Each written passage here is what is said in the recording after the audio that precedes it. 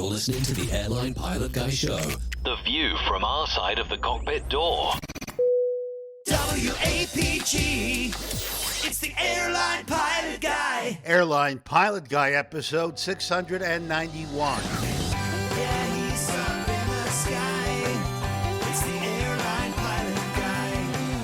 Hello, you're listening to the Airline Pilot Guy Show, the view from our side of the cockpit door, with your host, Captain Jeff, broadcasting live from APG headquarters in Roswell, Georgia.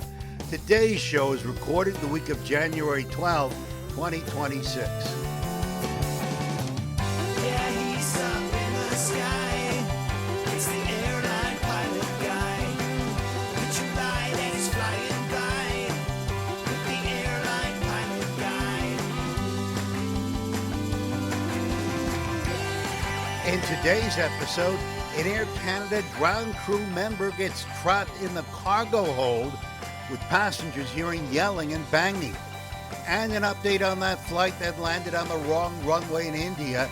The ILS went out while visibility was poor. Also ahead, more news and your feedback. So get all settled in. Tray tables and seat backs in the upright and locked positions. Electronic devices powered on. I'm Radio Roger. Flight 691 is ready for pushback. Thank you, Radio Roger. He's an award-winning TV and radio reporter currently at the number one all-news station in the nation, 1010 Wins on 92.3 FM in New York City.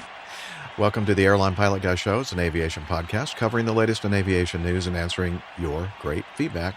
I'm Captain Jeff, a former U.S. Air Force pilot and retired Delta Airlines pilot.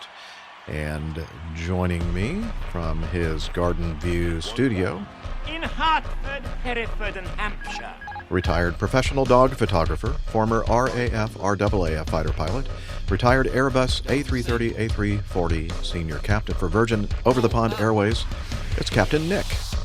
Hi there, Jeff, and hi, everybody. Now, APG 691. I did try to find a happy one, but I had to do this one instead. So, Yeti 691 was a flight on the 15th of January, not long ago, 2023, from Kathmandu to Pokhara in Nepal. Two captains were flying. It was a training flight for the captain who was sitting in the left-hand seat, being checked out to land at the airport. Now, on finals, the very experienced training captain in the right-hand seat inexplicably moved both propeller condition levers of the ATR-72 to the feathered position instead of pulling the flaps out. The levers are side by side, but even so, he robbed the aircraft of all thrust, and the ATR sadly stalled and crashed, killing all 72 on board. Unhappily, the story of the pilot who was getting checked out, the left-hand seat, really was very sad. She'd been married to another Yeti Airlines captain who died in a previous Twin Otter crash, and she used the compensation money from that to fund her own training to become a pilot on the same airline. It was the worst domestic aviation accident in Nepal and the worst since 1992 in the country. We covered that. Yep, I remember that incident. And yeah. Sad. Very Very sad. sad. But thanks, Nick. Yeah. Okay. Thanks for the uplifting story. I do my best. No, they didn't have any uplift. That's a problem. Oh, yeah. Yeah, that's very true. Ooh, Too very soon. nice. Oh, wow. Too soon, Liz. Very sharp. Okay, and also joining us from his home studio in Huntington Beach, California, current first officer on the Airbus A320 family at a major U.S. carrier, the best one, volunteer flight instructor and check pilot with the Civil Air Patrol. It's Ranjit Rajan. We like to call him RJ. Hello. Hi, guys. How's everyone doing? Happy New Year. I'm very happy to be back on the show. I know it's been a while, but I'm trying to make my annual appearance. Get the box checked off for 2026. That's it. You can pick up your allowances. is That's that it? right. That's how it works. Yeah, one show a year. You can just check that box, and you don't have to worry about APG for another year. Okay, I Yeah, get meet my contractual obligations. Yeah. it. Okay. Nice one. All right. Well, we're so happy that you were able to join us, RJ, and can't wait to catch up in the Getting to Know Us segment. And we also have, of course, from her studio in Toronto, Ontario, Canada, retired financier, aviation enthusiast, and spreadsheet master. She's our producer, the lovely Liz Piper. Hi, everybody. Happy Wednesday. Thank you. Yeah, not much else you can say, really. Is Not it? really, no. That's Hump about it. day. Boring January. Yeah, It's a Wednesday. Well, January's almost half of over there, which is a good thing, I think. Which half? The first half. Oh, okay, that's all right then. Okay, boys, you be good now. We'll try. Thanks, Liz. Not much. I know you'll keep us straight in the back channels, so to speak. Didn't sound right. All right, let's it do some were. news before I say anything else that's Exactly. completely inappropriate.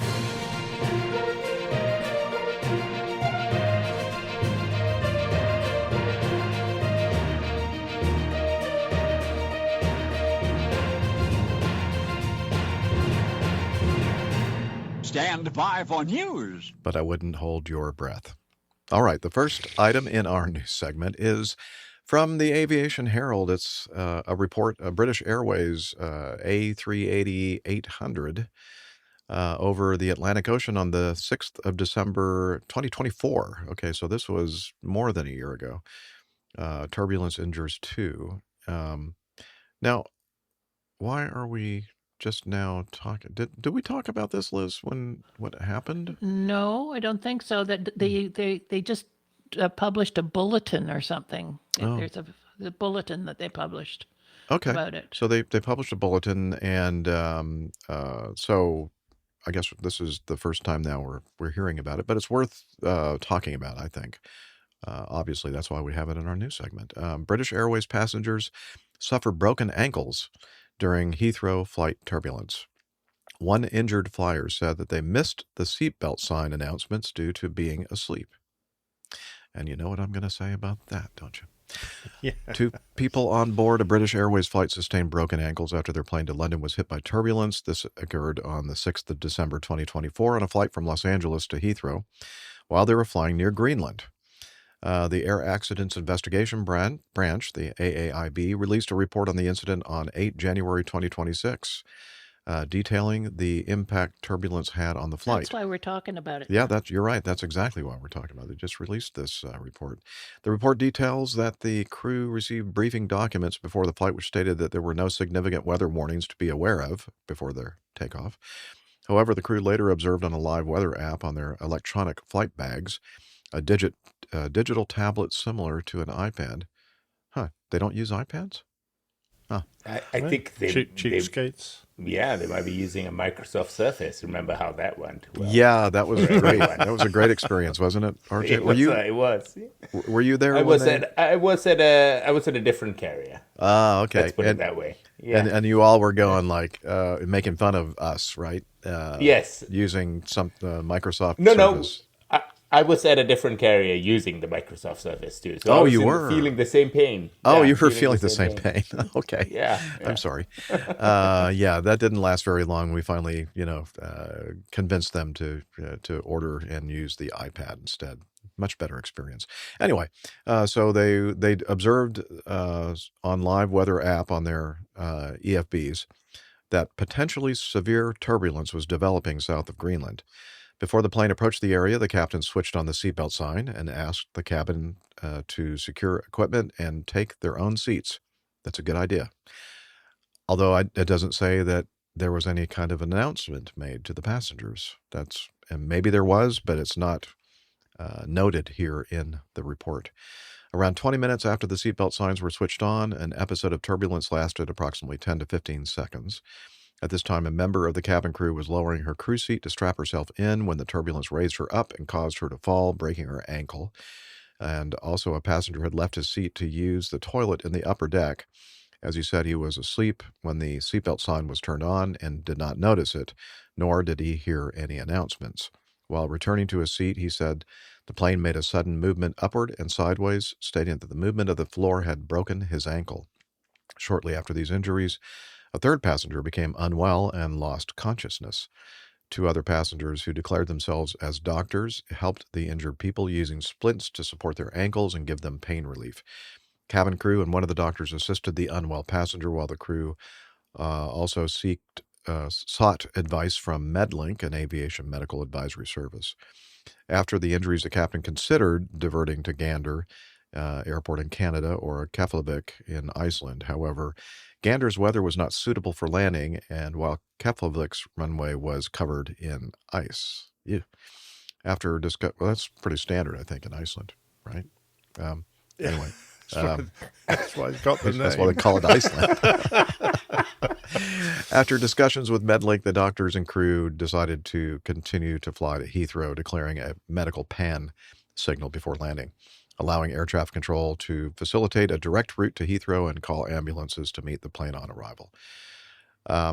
Okay, so my thing that I'm going to say, and as I said, everybody probably knows that I'm going to say this, but you should always, if you're in your seat, even if you're sleeping and whatever, and you're not expecting any turbulence, you should always have your seatbelt fastened. Maybe you don't have to have it super tight that where you can't move around or anything, but that would have kept. Well, of course, I don't know. The passenger that actually was injured was actually getting up to go use the toilet, so I guess maybe that wouldn't have mattered in this particular case. But that's always our advice. Always have something strapping you to the airplane, even if it's loosely, just to keep from getting thrown up into the ceiling of the jet and slammed down into the whatever you hit on the way down. What do you guys think? Yeah, I don't know BA's cabin procedures, but, ours were pretty simple. If we were going to turn the lights down and let people sleep, before that happened, we would say, if the captain puts the seatbelt signs on, there won't be any announcements. So please make sure you have got your seatbelt fastened over the top of any blankets so that the crew can check on you if the seatbelt signs go on. So if the person had done that, and of course the seatbelt signs are still clearly visible, particularly if the lights are down because everyone's sleeping. They light up. They're, I would say, impossible to miss, but obviously this chap thought he did. You would normally have that warning in your ears, and then if you weren't wearing your seatbelt, the cabin crew would actually wake you up and ask you to put your seatbelt on and then let you go back to sleep again. So I think the passenger is probably just trying to justify the fact that he wasn't wearing a seatbelt, but the fact that he was going to the loo with the lights and the seatbelt signs on was a bit silly. So I don't have much sympathy, I'm afraid, there. As for the cabin crew, well, the cabin crew have to do their duties even when the seatbelt signs are on, unless the turbulence is particularly bad. And so I feel pretty sorry for the cabin crew member. As for the third passenger who became unwell and lost consciousness, completely unrelated, but a dreadful time for it all to happen amongst a couple of broken ankles and things. To be fair, I think the captain did a great thing. He told the cabin crew to stop their service and to take their seats. And as I've witnessed in my career, just riding as a passenger, non-rev, or just deadheading or whatever, I hear this announcement from the cockpit, and then I look at the flight attendants, and a lot of times they just take their time. They don't really understand the urgency of it. And, it looked like she was just about to be seated and have her seatbelt fastened, but it was just a little bit, just missed it by that much. Yeah. And I think I have to give her some sort of leeway, though, because I think, in a large aircraft like a 380, I'm sure it takes some time to get through the cabin to make sure that all her duties are done. So, 20 minutes, I feel, may not be the end of the world in terms of, may not be too much time that she's taken. I think we're, our airline's guidance is to provide as much time as possible for the flight attendants to do their duties and then get secured in their seats. But it's just unfortunate that she did miss it by that much. Exactly. Oh, absolutely, yeah. Yeah. But I'm sure she got, decent company medical, and a few weeks off, which was going to be nice. Where was it to?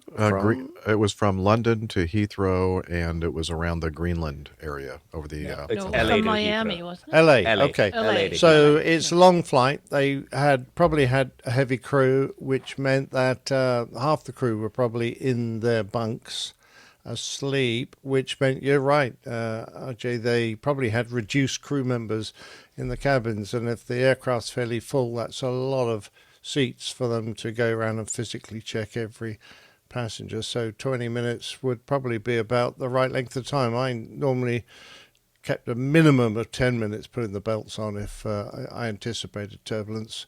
But give them whatever you can, because if you put the belts on too early, the passenger and the turbulence hasn't arrived, the passengers get restless and they start getting up and going and chatting to their friends again because they get bored. They're like little children. So that's about ideal, really. 20 minutes. She only just missed it, didn't she? Yeah. Okay. All three of us did the hand signal. I just wanted to let the record show this much. Yeah. Yeah. All right. Let's move on, shall we? Another one from the Aviation Herald, a preliminary report. The incident occurred November 23rd, 2025, so a relatively recent incident. Ariana Afghan A310, A313, yeah, an A310, 300. A310-300, yes. Wow, you don't see those very often mentioned. That's why they're flying for That's why they're Ariana Afghan. Yeah, okay. Anyway, the registration Yankee Alpha Foxtrot Golf Foxtrot performing flight 311 from Kabul, Afghanistan to Delhi, India, was cleared to land on Delhi's runway 29 left. They read back their clearance to land on runway 29 left, but touched down on runway 29 right. They slowed and vacated the runway and taxied to the apron, thinking, I don't think anybody noticed. At the time, all arriving aircraft... I'm sure that's what they were doing. They go, what runway did we lie? I don't know. It doesn't matter, does it? Just don't say anything. At the time, all arriving aircraft before and after landed on runway 29 left without a problem. What was their problem? I don't know. India's DGCA opened an investigation into the serious incident, stating that the crew of the A310-300 told them that they had lost the ILS at 4 nautical miles out in poor visibility. The aircraft had turned right, I don't know why, and they were visually landing on the runway visible ahead. Okay. The crew This remarked... is sounding a wee bit dodgy, Jeff. I know. The crew remarked that air traffic control had not made them aware of the deviation. The DGCA added that it was not clear whether the aircraft's ILS system had malfunctioned. Yeah, like we're not really sure that they're telling the truth about the ILS thing.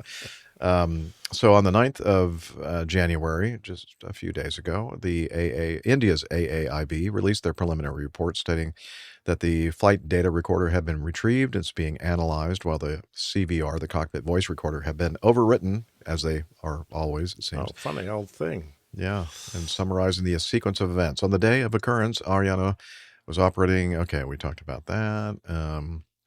After initial descent with Delhi area control, they released approach control.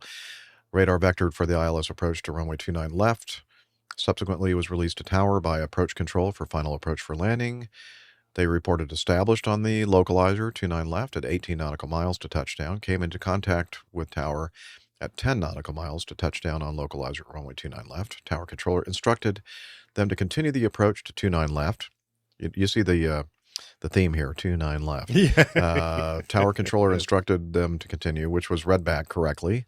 At 2 nautical miles to touchdown, the tower controller gave landing clearance to 29 left, while another flight 2243. What company is that? AIC 2243. Anyway, another flight was departing on runway 29 right. This flight, the incident flight, landed on the unassigned runway 29 right at 063622 UTC, despite receiving clearance from runway 29 left. Okay, so we get the gist, right? They were cleared for the approach and landing on 29 left, but they instead decided to land on 29 right. They vacated the taxiway Romeo and informed Tower on inquiring that they had lost the ILS at 4 nautical miles from touchdown, and due to poor visibility were unable to differentiate between runway 29 left and 29 right. 29 right was not configured for landings, and its approach lights, ILS and PAPI, were not switched on since it was being used in a departure-only mode. The aircraft operated its next flight, Flight 312 to Kabul, on the same day from runway 28. Anyway, I don't know if they made the correct decision when they had uncertainty about the runway that they were to land on. Well, I was more concerned about losing the ILS at 4 miles. Now, I'm looking at the weather here. Being generous, they had visibility up to, 1,900 meters, 1.9 kilometers. That's just over 1 nautical mile. But they lost the ILS at 4 nautical miles. So they... Just kind of keep going in this general direction.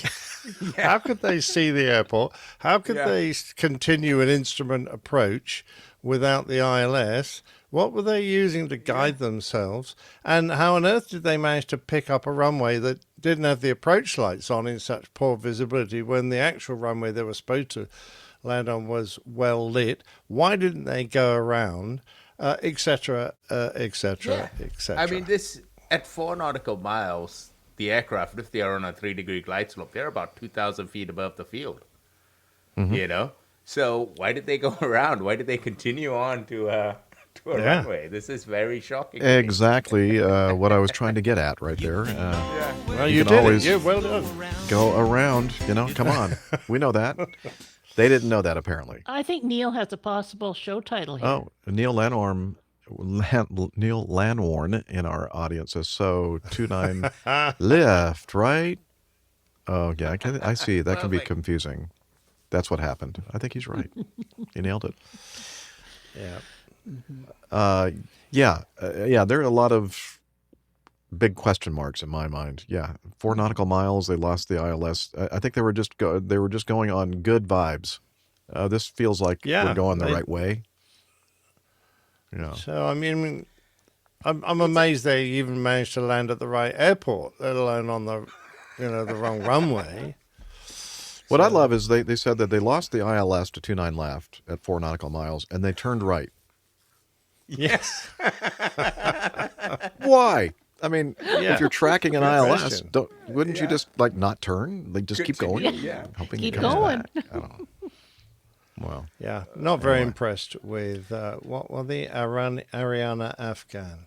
yeah, I'm not either. Yeah. Oh, well. If you have a choice, ladies and gentlemen, Do not on what fly. ticket you buy, you might want to listen to this story before you make your choice. We know you had a choice in those kind of carriers. Next time, don't choose that one. Yeah. Yeah, exactly. All right. Another report, a final report on aviationherald.com. India Express Boeing 737-800 registration Victor Tango Alpha X-Ray Zulu, or Z if you prefer. This happened on April 22nd, 2025. Tail strike on landing. They were going from a town that starts with a K in India to another town that starts with an R in United Arab Emirates. Cozy code? I'm not No bell for you, Jeff. Kozhikode. Ras Al Khaimah. I Yeah. can actually pronounce the first one. Oh, okay. Okay. Yeah. Go What? for it. Cori code. Really? Curry code. Oh, Cori code. So the R, Yeah. the Z done. is pronounced as an R? Yeah, it's not an R. It's like a deep guttural sound. Cori code. Gotcha. Yeah. Curry code. Oh, wow. That hurt my That ears. was guttural. That was Yeah, definitely that guttural. was definitely, yeah. Yeah. Well, how And about the second one, RJ? Come uh, on. No. Ras al-Khaimah. That's Khaimah? good. Yeah, I think That that's sounds good pretty enough good. for a That's bell. good. Yeah. These that's guys good. deserve bells. Yeah, there we go. Oh, okay. There you go. There's your Oh, bell. the ringing. Oh, no, Bells the for all of bells. us. The Bringing in the new bells. year. Okay, so what happened here is the final report said that they concluded that the probable causes of the serious incident were a bounce that occurred after an initial firm touchdown, 1.7 G, at an excessive airspeed and rate of descent, which the flight crew was unable to manage using standard flare inputs. In other words, they screwed up the flare and slammed it onto the runway. The excessive energy and firm touchdown led to the bounce, followed by a hard second touchdown of 2.8 G Ouch. Ouch. with an increased pitch angle that resulted in a tail strike. The hard second touchdown occurred because of improper bounce recovery techniques applied by the flight crew. No, it was a harder second Yeah, touchdown. I think that the 2.2 is the like the threshold for considering it a hard touchdown or hard landing. So they definitely exceeded that. The report analyzes their approach, which looked like it was mostly stabilized. However, toward the end, I think is when things kind of became a little unstabilized. I'm trying to find let's see. The rate of descent increased sharply from approximately 780 feet per minute, 6 seconds before touchdown to 1,200. So 780 feet per minute, by the way, is pretty close. 700, 800 feet per minute on a 3-degree glide slope. I mean, that's good pretty for an approach, standard. yeah. Not for the flare, but for the approach. Exactly. Yeah, you need to stop that rate of descent at some point before you slam it onto the runway. But anyway, not only that, but it went from 780 They to nearly 1,200. doubled it. Yeah. What? 4 seconds What later. were they doing? I don't know. Did someone drop their cup of tea and have to bend over to pick it up or something? I didn't try and Yeah, and the other work pilot it didn't out. hear him say, "Oh, by the way, could you have the airplane here for a moment while I pick up the cup of tea that spilled on?" I'm just going back to the toilet. Yeah. Yeah, the commander stated that at approximately 70 feet, a high sink rate was perceived. Yeah, like when they went to 1,200 feet per minute. And the control column was pulled back without any adjustment to the thrust levers. The flight data revealed that at about 25 feet radio altitude, the elevator deflected to plus 12.6 degrees, which seems like a lot, coincident with the commander assuming control of the aircraft. However, as per the cockpit voice recorder recordings, the commander did not announce the takeover of controls with the standard call-out, "I have control," nor did the co-pilot acknowledge the transfer by responding, "You have control," indicating a breakdown in crew resource management. What a mess.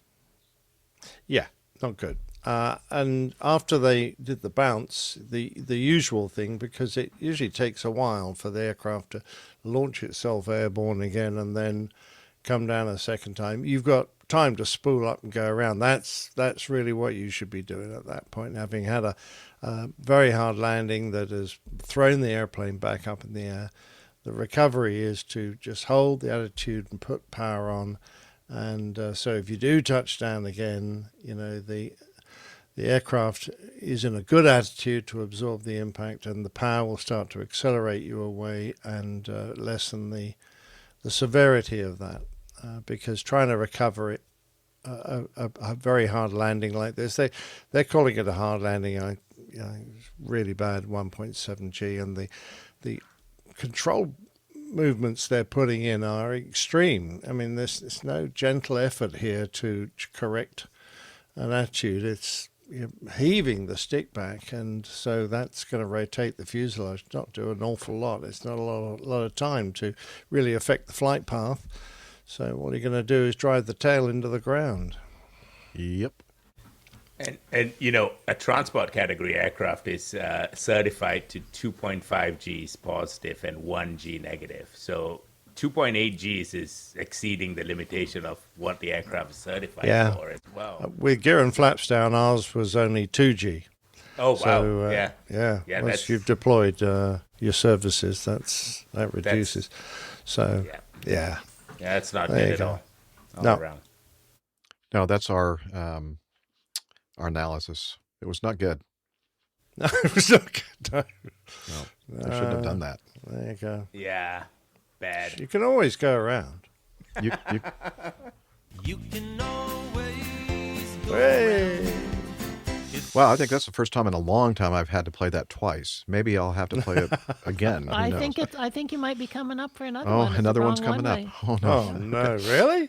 Let's see. Here's another one from the Aviation Herald. Another. This is the time of year where we get all these final reports. I guess over the holidays they just kind of hunker Yes, they're down. trying to squeeze them in while everyone's absorbed by eating and drinking too much. Perhaps. Let's see. This involved a Saudi Arabian Airlines Boeing 777-300 registration Hotel Zulu Alpha Kilo 21 or 2 Lima. Is that a 1 or a Lima? I can't tell. Let's That's see. a 1. This happened, let's see, in October of 2024, so a little while ago. They were flying Flight 724 from Riyadh, Saudi Arabia to Islamabad, Pakistan, with 399 passengers. Ooh, that's a lot of passengers and 18 That's a crew. lot. Cleared to land on Islamabad's runway 10 right, but touched down on runway 10 left. Oh, okay.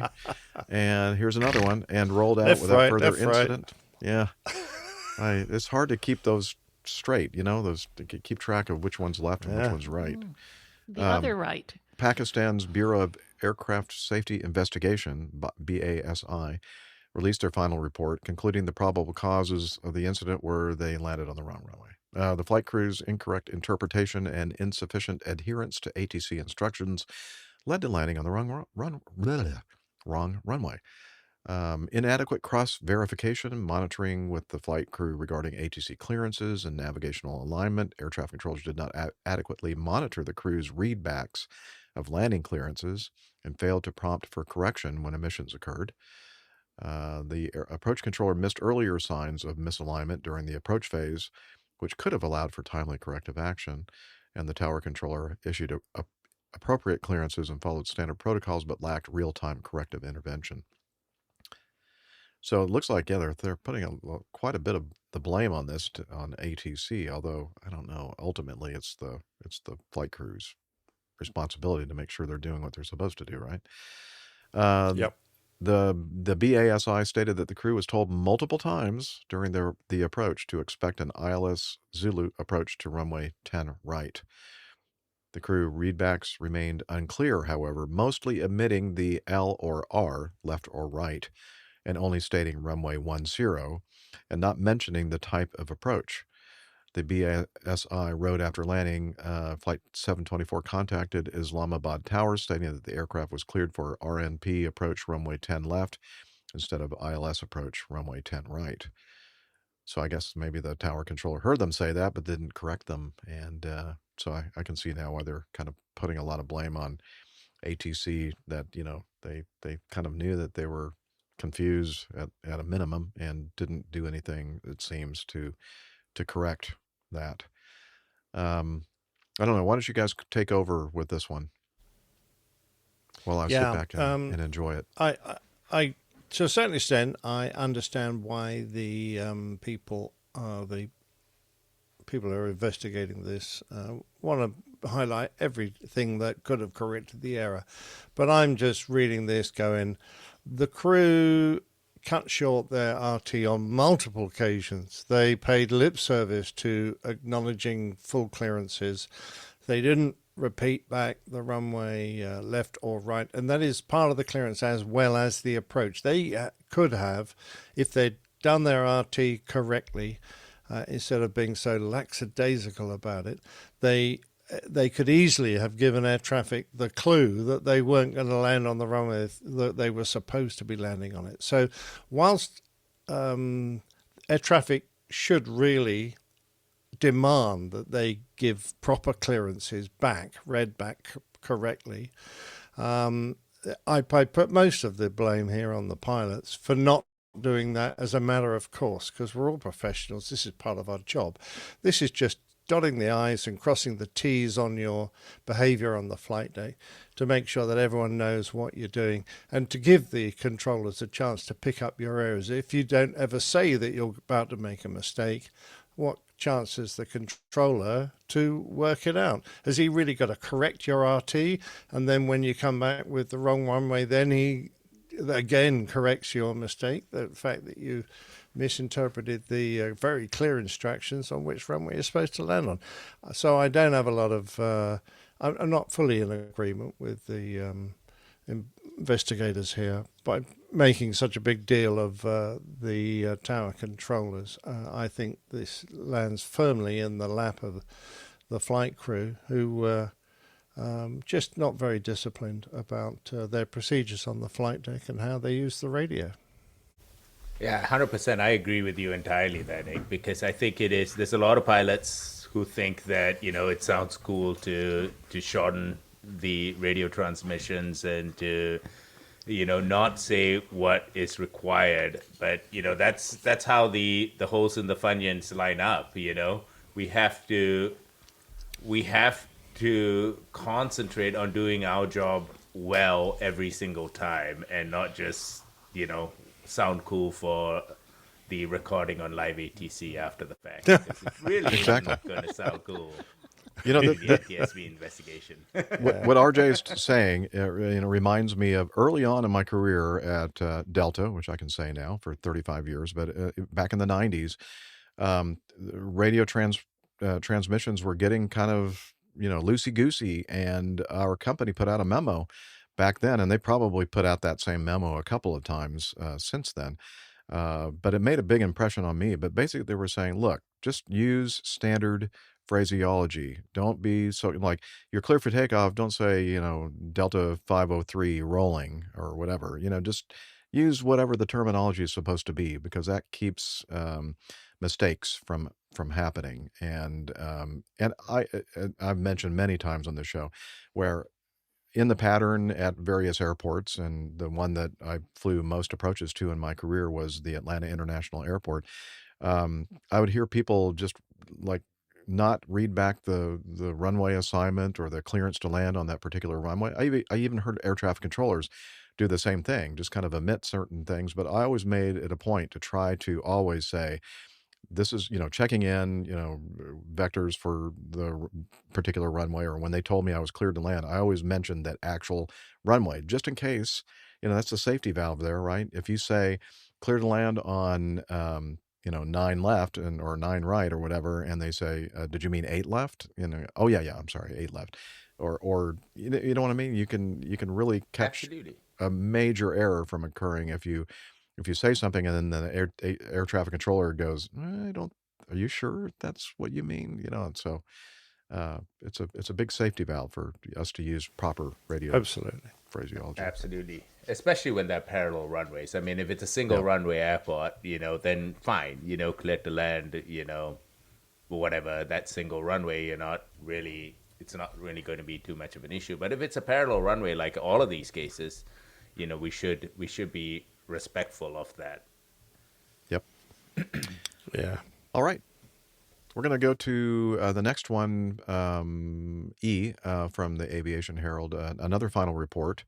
This involves a Star Air Embraer ERJ-170, registration Victor Tango Golf Sierra India, performing flight 8216 from Chennai to Bangalore, India, with 34 passengers and 6 crew. They were cleared for takeoff from Chennai's runway 7. They lined up, departed, and completed a seemingly uneventful flight with a landing at Bangalore without further incident. And this occurred on the 25th of February, 2025, so not quite a year ago.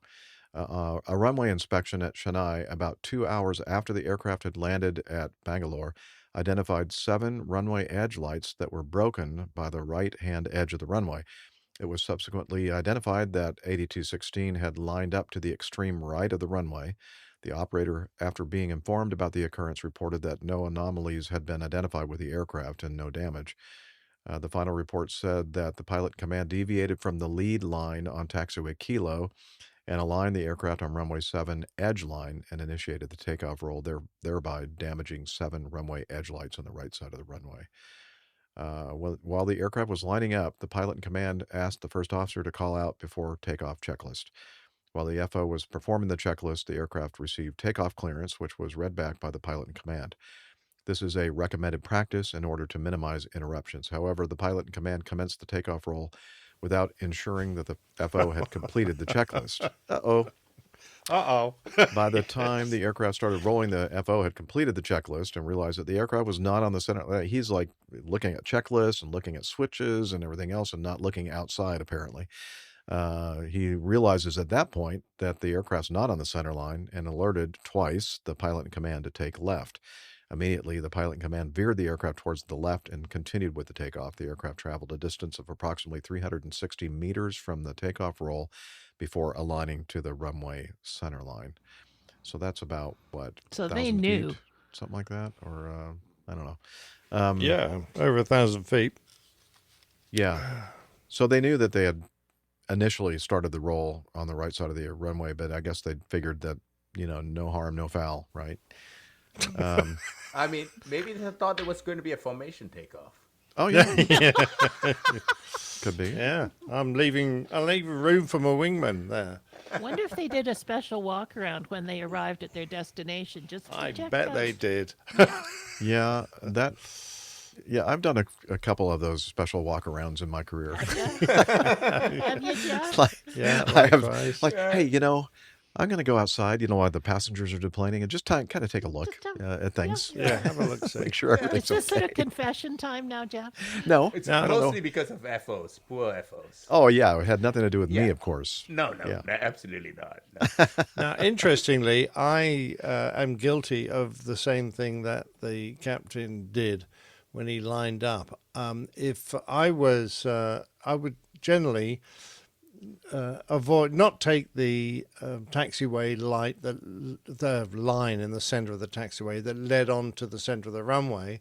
I would sort of leave it and to one side and go straight to the middle of the runway and then turn sharply just to give myself an extra 20 feet of runway, because that was always a very gentle turn on and you consumed a bit more runway than I was comfortable with. But of course, doing so, they obviously lost sight of that line, which was one of the things that would have helped them make sure that they were lining up on the middle of the runway rather than on the far edge, which is what they did. So, I mean, what I used to do was fine, I suppose, in good weather, but if it was dark or low vis or whatever, it's not a good idea. So perhaps I should not have done that so often. Well, but at least you didn't do like the Southwest jet did at Orlando and take off on the taxiway, Right. That's true. Got that going for you. Yeah. If the center line lines are not white, you might have an issue. Yeah. Correct. Yeah. Yes. Yeah, There are a lot might of be a hint. there are a lot of reasons why lights are different colors and paint lines are painted Really? different colors. Yeah, it's just trying to remember exactly what they mean. That's the hard part. Right. Yep. Yeah. Uh-huh. Okay. Yeah. All right. So Let's let's go jump- to number. Let's go to This is a I good as in one. India. Paddle your own canoe! Yay! Ooh, All right. it's been a while. Yeah. Oh, I like this one. Yeah, this is a good one. All right. Woman arrested for impersonating a flight attendant after the airline refused to hire her. I think she might have some issues. An Indonesian woman has been arrested for impersonating a flight attendant after she created a fake uniform and ID badge for an airline that had refused to hire her as a crew member. The 23-year-old woman, later identified as Karen Nisya, had applied to become a flight attendant at the Indonesian carrier Batik Air. Is that right, RJ? Batik? Batik. Yep, that's right. It's a form of dyeing cloth by using wax to separate parts of the cloth, and then the dye stays in a particular area. And they have a very interesting uniform. Yeah. Yeah, pretty Very uniform. beautiful fabric. Yeah. Well, anyway, according to what's the guy's name again? Mazus, whatever his name. Matush. She was knocked back at the interview stage. That seems good job she wasn't knocked up. Knocked up. Well, she wasn't knocked up. She was knocked back, which seems kind of violent to me. I don't know. Very violent. Afraid to tell her family that she had been rejected. However, she allegedly came up with an elaborate plan to deceive everyone into thinking that she had, in fact, been hired. She bought a counterfeit version of Batik Air's distinctive uniform, which comprises a white kabaya blouse and a patterned skirt online and even managed to get hold of a fake airline ID badge. Now, that is concerning to me. She then went to the airport, bought a normal passenger ticket. That's the only thing I think that really kind of helped save her on this one, I think.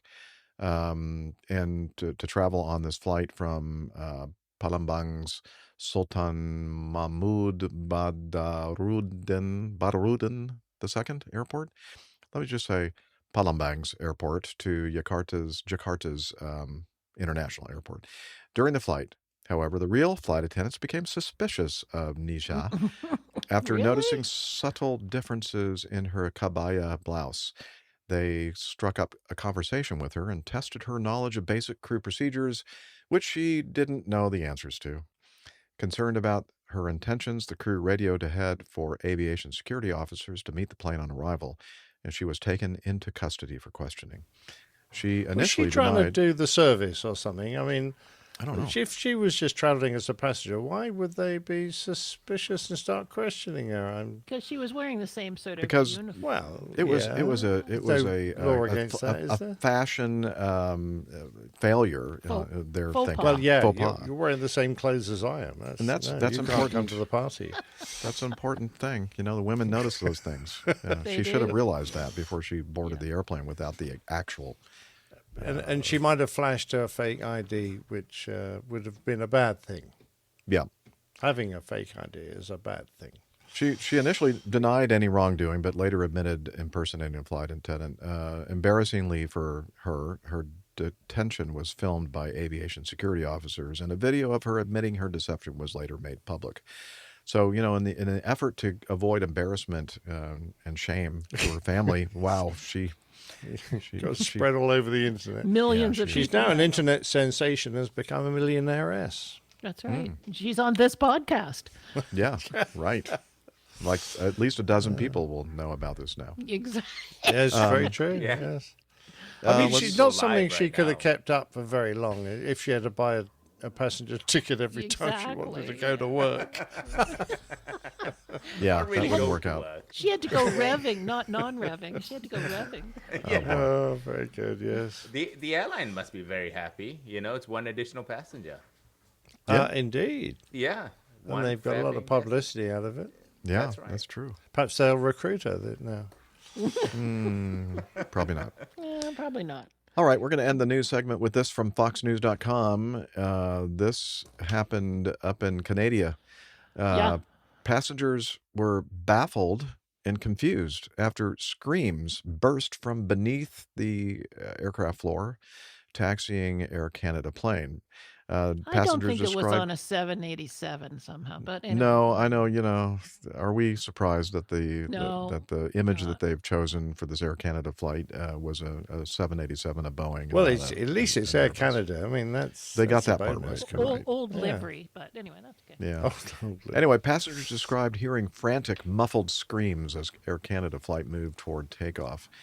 They were reportedly left horrified last month when chilling screams suddenly echoed from beneath the cabin just moments before takeoff.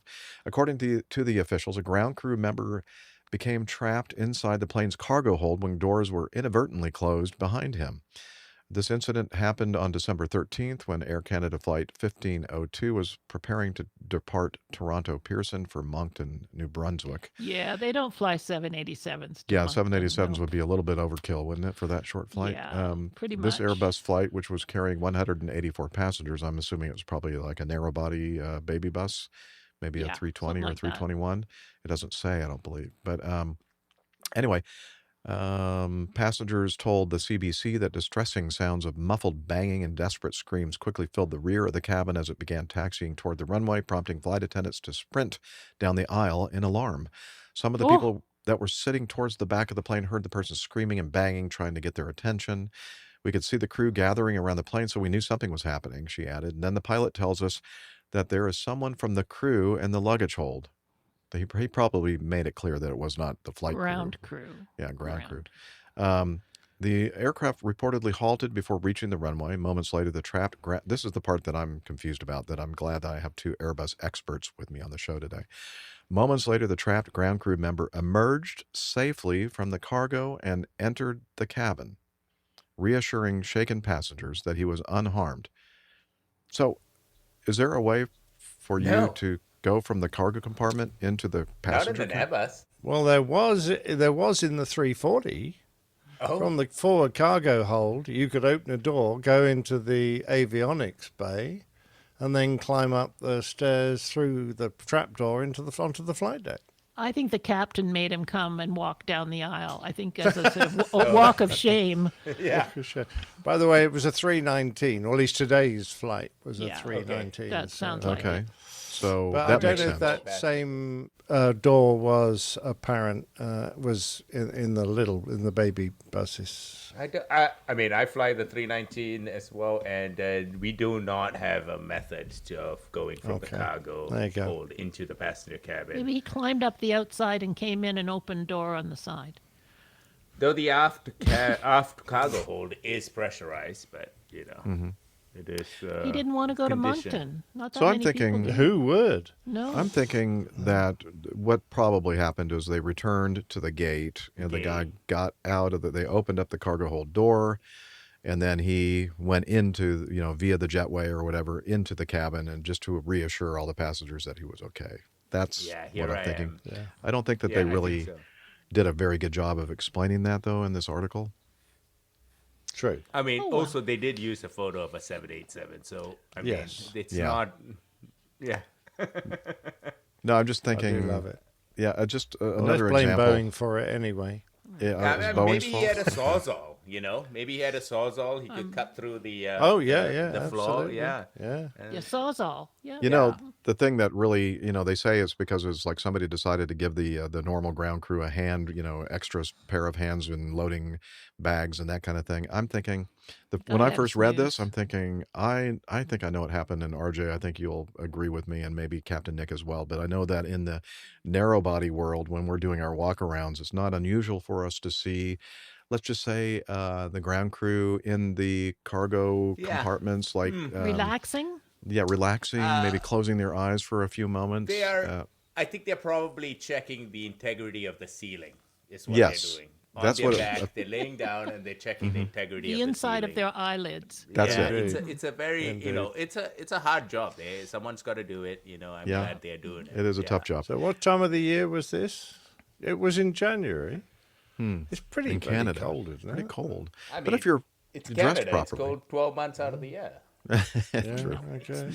December the 13th it happened at Yeah. Toronto. Well, you know what they're like at Toronto. They're I all know. a bunch of They're cowboys. pretty incompetent. They're a Anyone bunch from of cowboys Toronto's at Toronto. incompetent. Yeah. No, that's you guys, not us guys. Well, I don't know. Well, and that's true. It would if that for that to apply, Liz. I think you would agree that would have had to been the province of Alberta, right? That's where all the cowboys correct. are in Canada. That is very correct. Okay. All right, let's do some All right. getting to know you. Let's do that.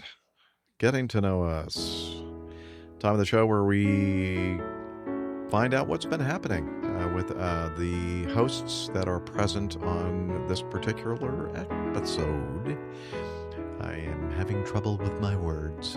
Anyway, so RJ, we're going to start with you because it's been a while. I don't know. Has it really? It yes. hasn't been a full year, has it? It has not. No, it Okay. has not. It has not. It's. I would say it's been at least 6 months. been too yeah. long. It has Yeah, been too long. That's definitely. Yeah.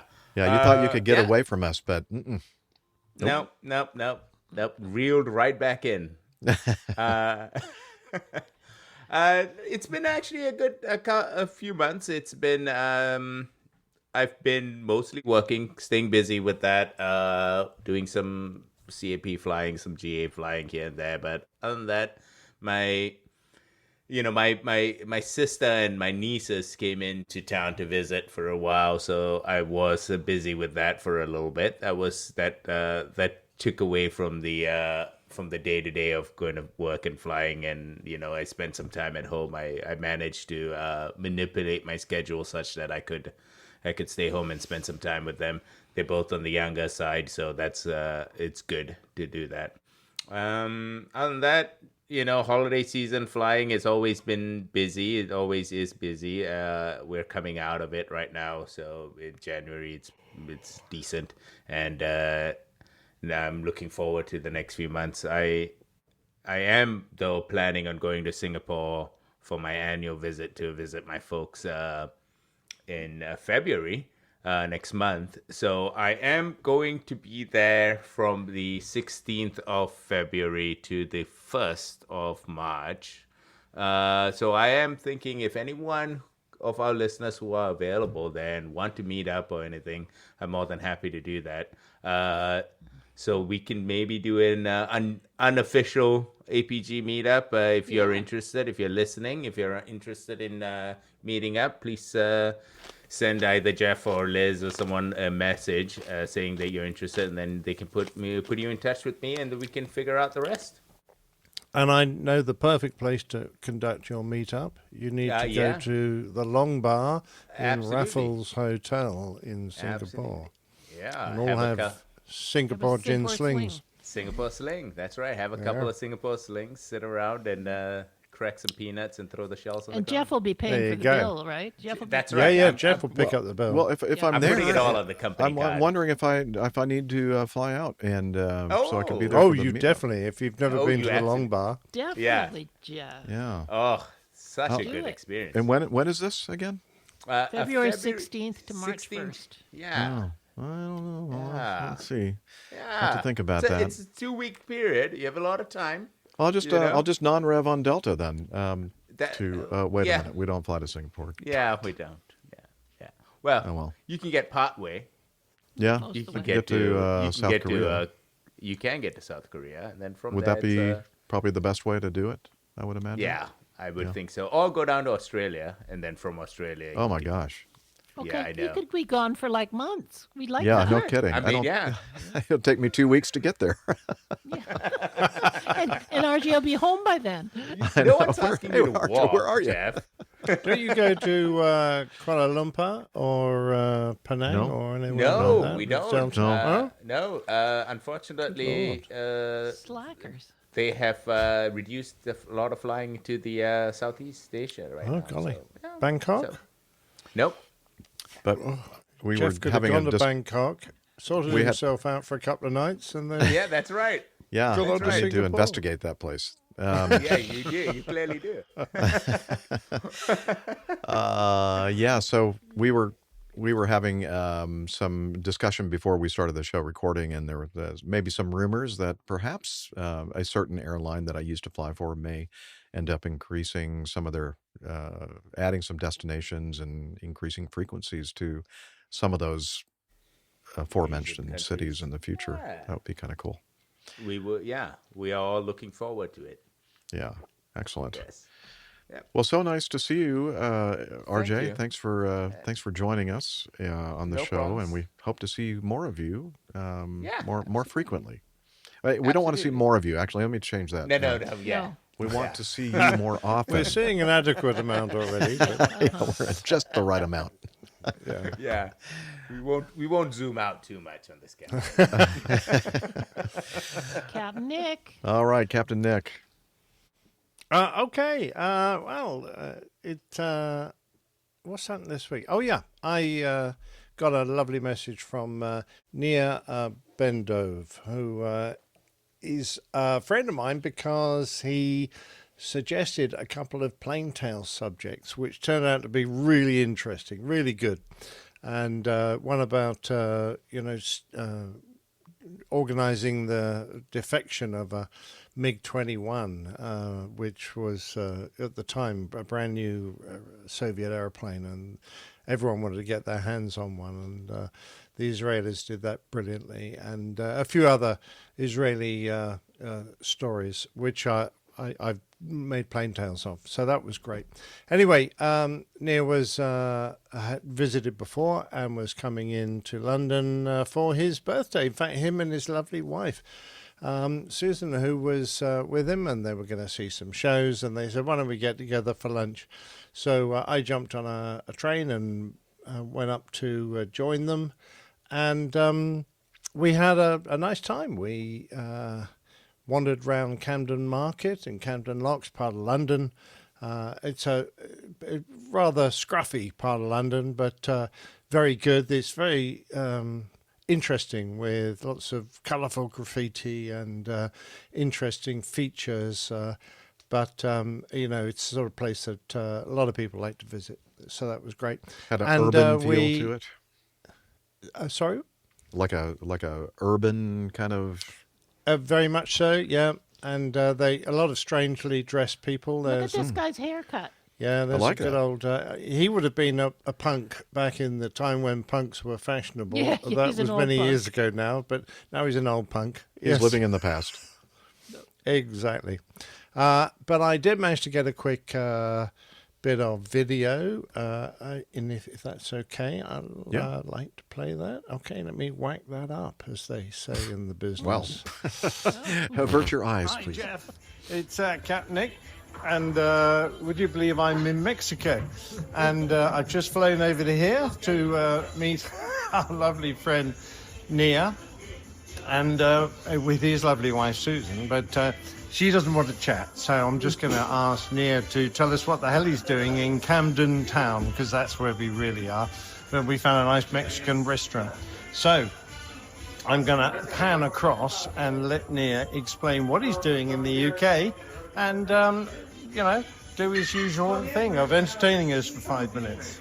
So, Nia, how is it going? How is life treating you? Life is treating us very well. Good. Came to London to celebrate our birthday. Mine was yesterday. Excellent. Susan's is in 3 days, so we decided to do it in freezing cold London. Although today is a little better. Yeah, I can think of better places to go to enjoy a birthday. Yeah, but why London? Why London? Because I cannot change my birthday. Susan likes to see some show. Hi, You want a sharing, right? What? Tuna tostada. No, that's what. Oh, no, that's me. Okay, flautas. That's me. Okay. Thanks. Thank you. You're welcome. That's great. Food's arrived. Food's So arrived. we'll keep this fairly short.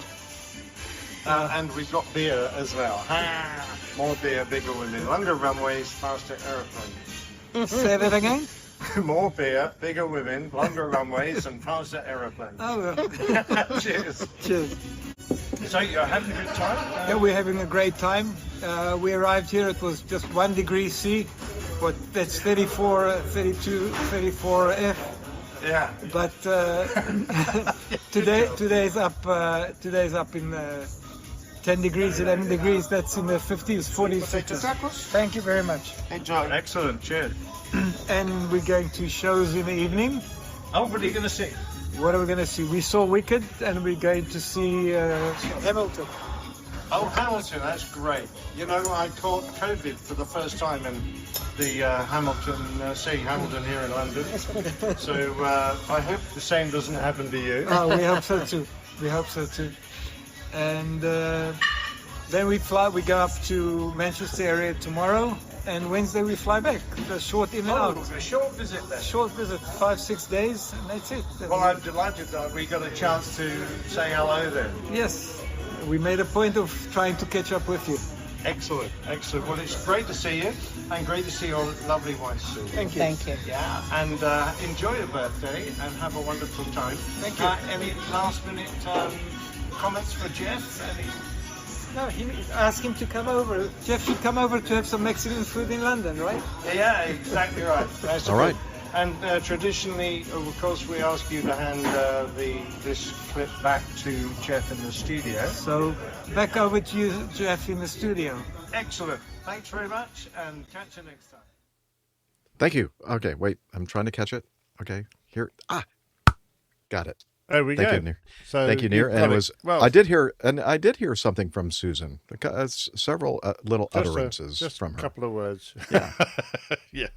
So that was great fun, and I left them to enjoy the delights of the market, and then Rod tried to get back to Waterloo in time for my train and missed it, so I had to sit for 45 minutes in that stinky station, going. Enjoying the ambiance. People, yes. How many more people can come up and ask for my money? But there you go. It was great. Now, what else we got? Cover art. Cover art. Uh-huh. Yeah, the last show. Thanks to Sam Dawson. Oh yeah, good old Sam. He came up with the one. Now we had lots of good suggestions, like bad things come in threes. We had a lot of helicopter crashes last week. Running backwards, that was Steph. Confusion at JFK. A Cornish hen, 320 out of gas. But Sam had amused me enormously when he came up with his description of the A320 in his company, because they nicknamed it the Atari Ferrari.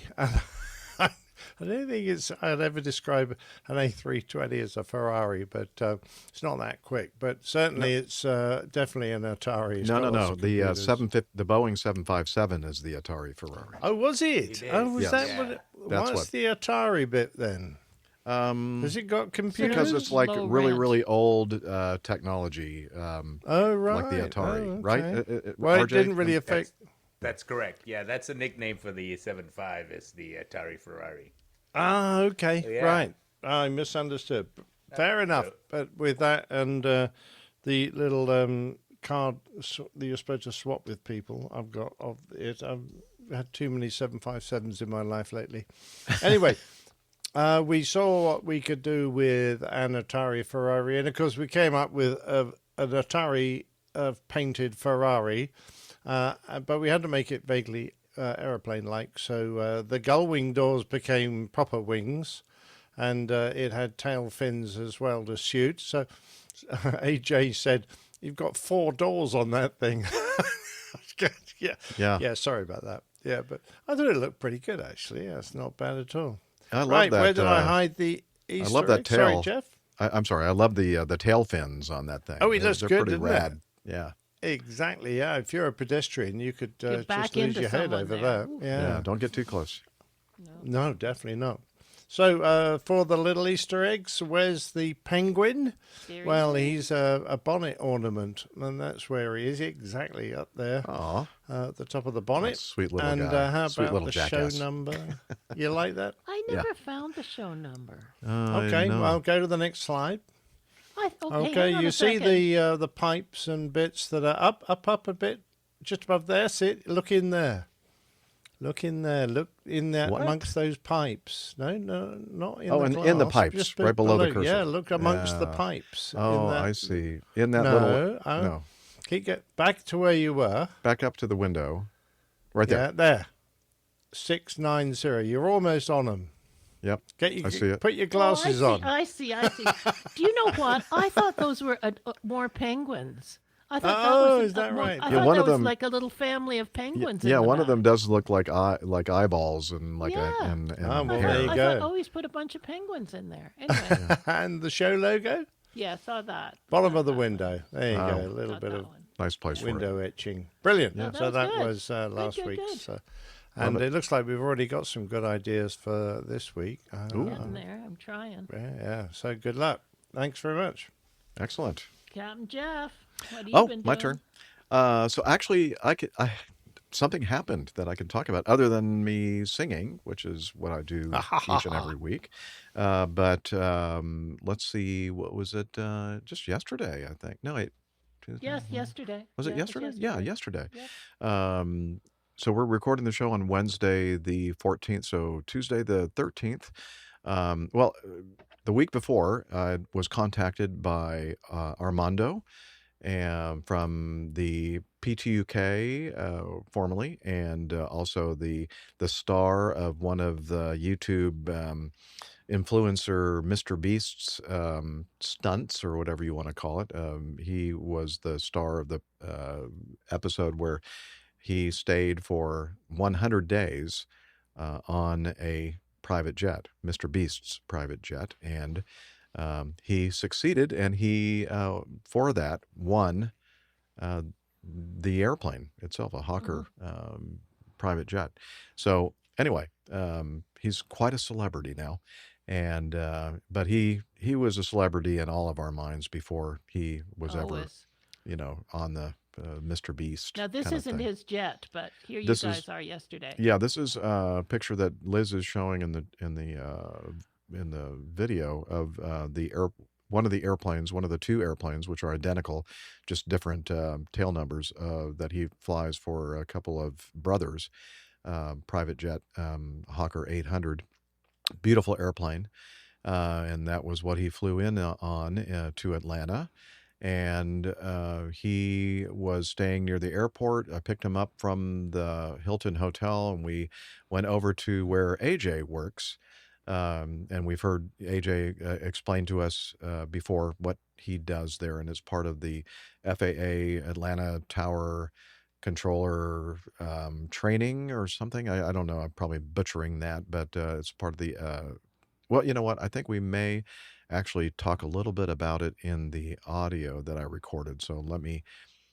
so as not to duplicate my efforts here, let me go ahead and play. So I can show the slides while you're playing the audio? Yeah, you can show the slides while I'm playing this. And well, hey crew, we are here today.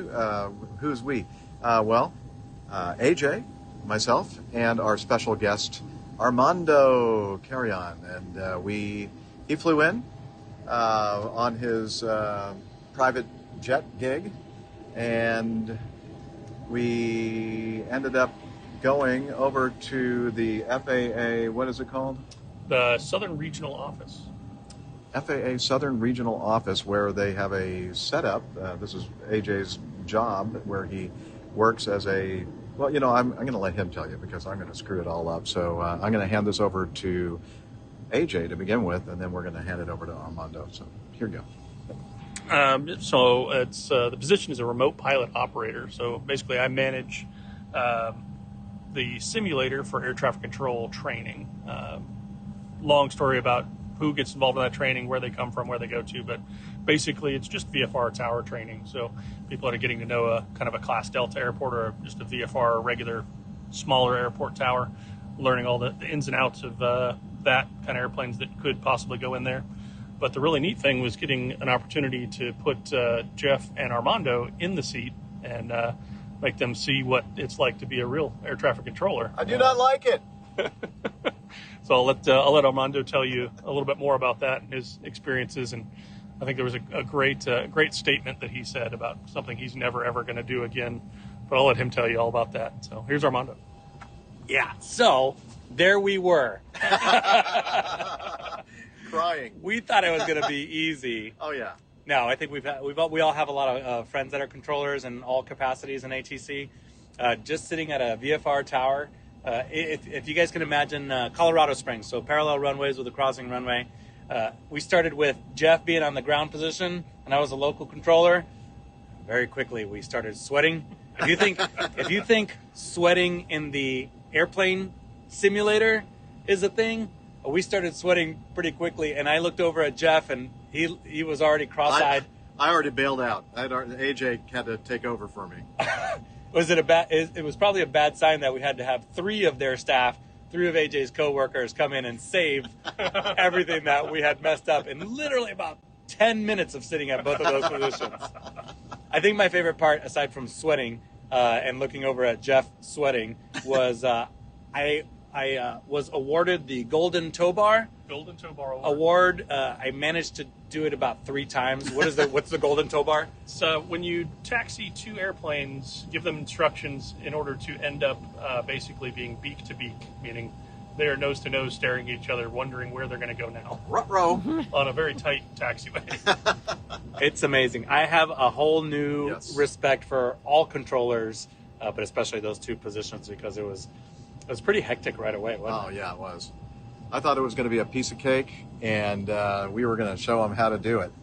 Isn't that what all pilots think? Yeah, I know. I can do it all, right? I really quickly found that my job as an airline pilot or just a single pilot, whatever, it was so much easier. Just one airplane, one thing to worry about. And I have newfound respect for all those people out there in the air traffic control world. That was problem 1A. I know. That was like super simple. The most priceless part of it that I saw was that when Armando and Jeff both asked me, they're like, "Oh, that was kind of busy." I was like, "No, that was the beginner problem." That's where they start. It only goes downhill from there. Yeah, well, let's just say the lesson learned for me is take a couple moments after you call ATC, because yes, we all know they may be busy. Now I saw it firsthand. Yeah. So maybe give them a couple potatoes before you call them back and joke to your other pilot that they forgot you, because Yeah. yeah, it was something else. That was cool. Thank you for the opportunity. That was Absolutely. really cool. That was awesome. Yeah. Thanks for giving us the tour of the jet. This is Yeah, neat. we're at the jet, the Hawker jet out here. It's amazing, beautiful airplane. Yeah, I'm gonna have to kick you guys out. You look like squatters right now. This is a pretty nice Hawker 800. We've got the APU running. We're on the ramp here at Atlanta Hartsfield, and these guys look like they're gonna go somewhere. Anyway. Yeah, where are we going? They let Jeff on the ramp at Atlanta Hartsfield. It's kind of concerning. So somebody's going to come look for him in a second. Yeah, this is not the airline side of the world. Yeah, I was going to say, it's like when you was bounce. not recognized. It's like when you bounce a check and they put your picture on the wall. Yeah. You think Delta Airlines just has your picture? Don't let this guy in. Probably. Yeah. Well, there you go. You can start flying private from now on. All right. Anyway, AJ, thanks for the opportunity. Absolutely. Jeff, it's always great to see your face, and hopefully we get to do that much more. All right. You got to throw it back to Jeff in the studio. All right, Jeff, back to you in the studio. Thank you. Got it. That's the second time somebody's thrown something to me or at me. Yeah, what a great time. And I can't state it enough how difficult it was, just that first starter scenario in that Academy Field simulator, and all the people calling photo up. says and it all, Jeff. Like, yeah, that's my frustration there. The picture that Liz is showing there, with all the little paper strips, and then those are for all the people that had instrument clearances, but there were also a bunch of airplanes out there that didn't, and there were no strips for them, the VFR flights, and it's like, who, what, say again your call sign, where are you, what are you doing, what am I, and then of course, not being familiar with the layout of the airport as far as the different taxiway, names and that kind of thing. I think that it would be a little bit easier once you kind of were more familiar with the layout of the airport and, which taxiways were whatever. We were kept having to refer to the little printout that they had on the desk there to figure out, where to tell people to go. And as Armando mentioned, it was very, very easy to get screwed up and have two airplanes coming at each other on the same taxiway, opposite direction. And it was a lot of fun, though. It was definitely eye-opening. And I do, as I said in the audio, have newfound respect for the people that do the controlling out there. That's not an easy job.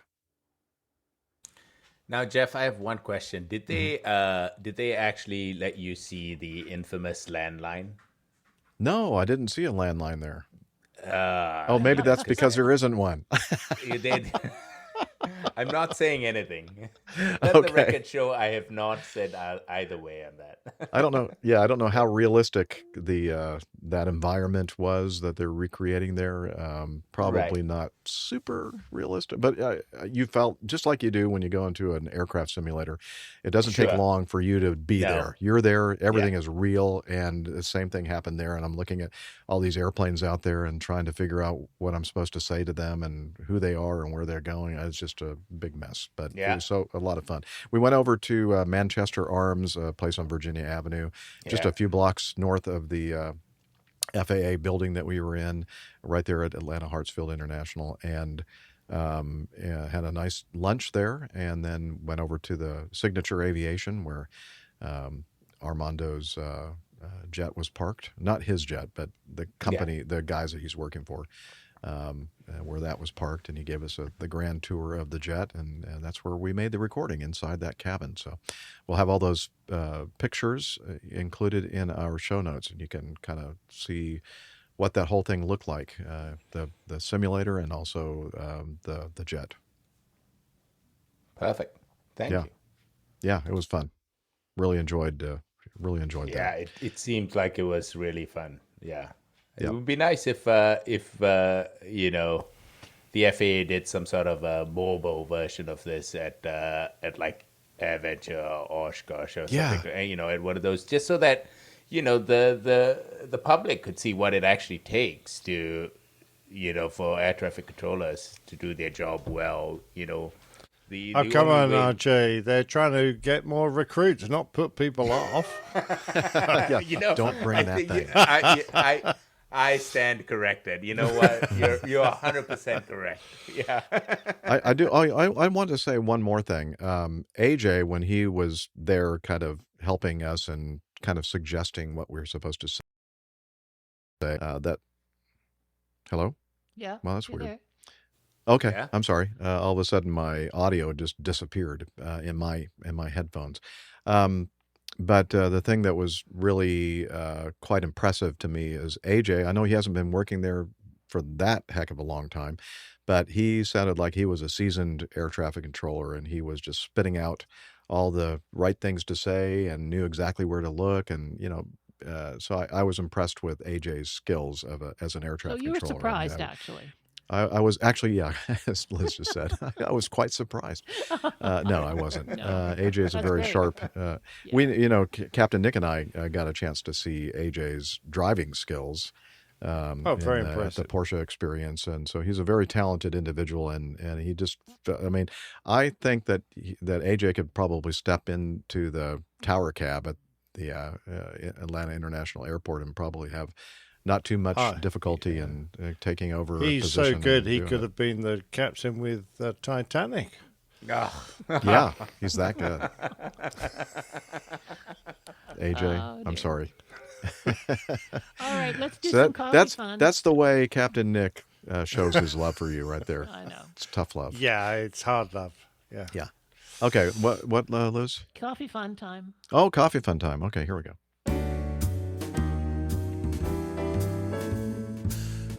Johnny, how much more coffee? No thanks. I'll take some. I love coffee. I love tea. I love the APG community. Coffee and tea and the driver and me. A cup, a cup, a cup, a cup, a cup. Oh, yeah. The Coffee Fund. It's your way to support the show financially if you feel like it. And no requirement. I mean, we do this because we think it's a lot of fun. Although, I don't know, maybe sometimes I think we should have our heads examined for that. But anyway, Coffee Fund is a way to support us financially if you'd like. And a couple different ways to do that. One is called the Coffee Fund Classic Method, which is essentially the PayPal donation page. And since the last episode, we don't have any contributors to that. But, it hasn't been that long between the last time we recorded. So if you're interested in doing like a one-off donation or every now and then kind of thing, that's the perfect way to do it. And the other way is to become a patron of the show via patreon.com. And yay, we got a new producer, Chuck Kelleher, signed up to be a patron. And so thank you so much, Chuck, for signing up. A lot of great folks out there who are patrons of the show, and we do appreciate their contributions. And if you want to join this wonderful group of folks, please head over to airlinepilotguide.com/coffee. You'll be glad you did, and we will too.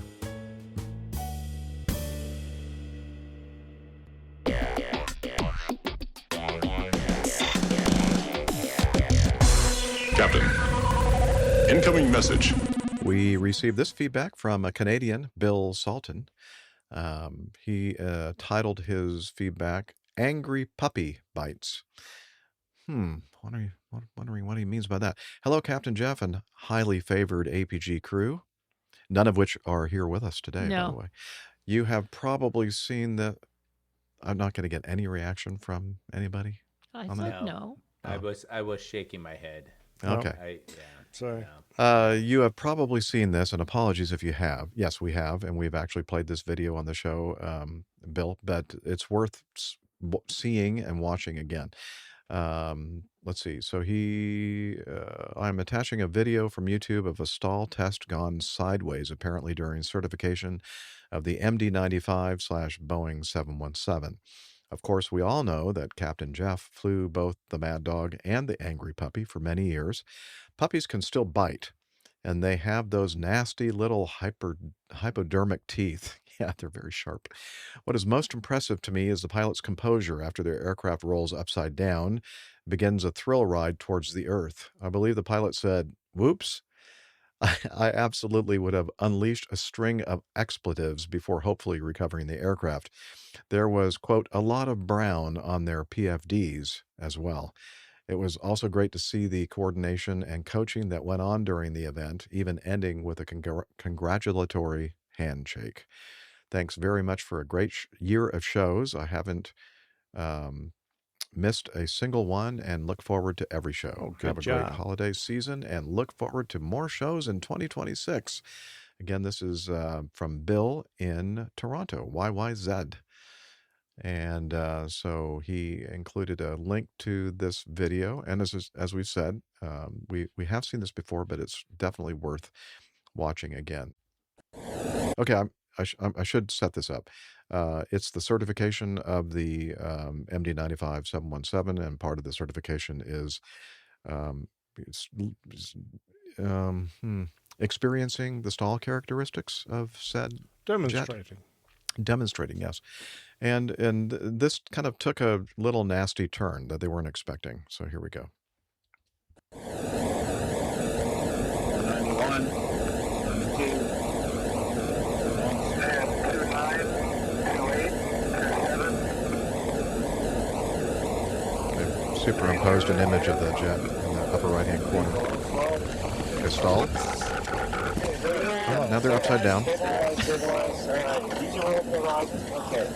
Now they're going straight down.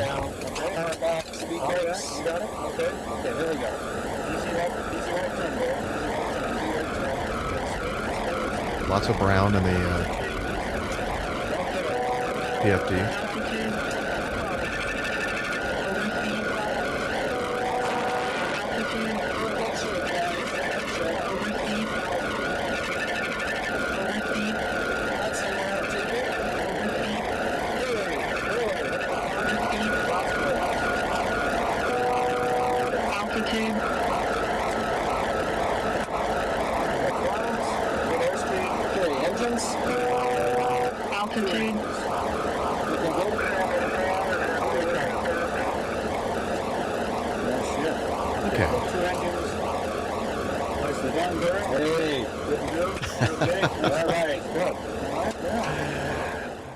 Just another day at work. That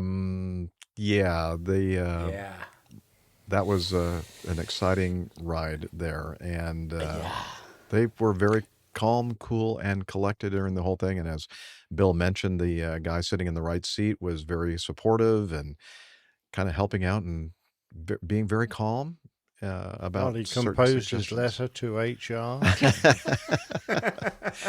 At that point, Captain Nick, I'm thinking he's never going to see another human ever again in his life, except for the guy that's sitting next to him who got them into that stall. Not spin, thankfully, but wow. Yeah, incipient at least. Yeah. Yeah, it flicked. Definitely flicked, didn't it? Yeah. Oh, yeah. I mean, it stalled quite unevenly, so obviously one wing wasn't completely stalled, the other one was, which rolled it. What surprised me was how much back pressure they put on the control column when they were inverted, because I was going, guys, this is the time to unload, first of all to unstall the wings, and then just roll the right way round. Whereas they actually almost pulled through. They continued to pitch until they were nigh on 90 degrees nose down. In which case, just pick a horizon and go for it. But it was lovely to see the fact they got out of it all right. But that was definitely not the way it was necessarily supposed to go. No. I mean, I can't tell you how many times I've experienced that. Well, yeah, you cut your teeth. Usually on a line flight. Not in that airplane, at least. In the T-37, that looked pretty normal, but not in an MD-95/717. No. I take my hat off to the test pilots that do that with airliners regularly because that. Yeah. I mean, there's an awful lot riding on a test like that. Not only the cost of the aircraft, but also the success of the test. And if you find out there's a flaw which makes the aircraft difficult to control in some regimes, that can put severe implications on the possible sales. So and the certification as well. There's a lot riding on trips like that. Yep. Not to mention, if you pull too hard, you rip the wings off, and that's no good. Well, yes.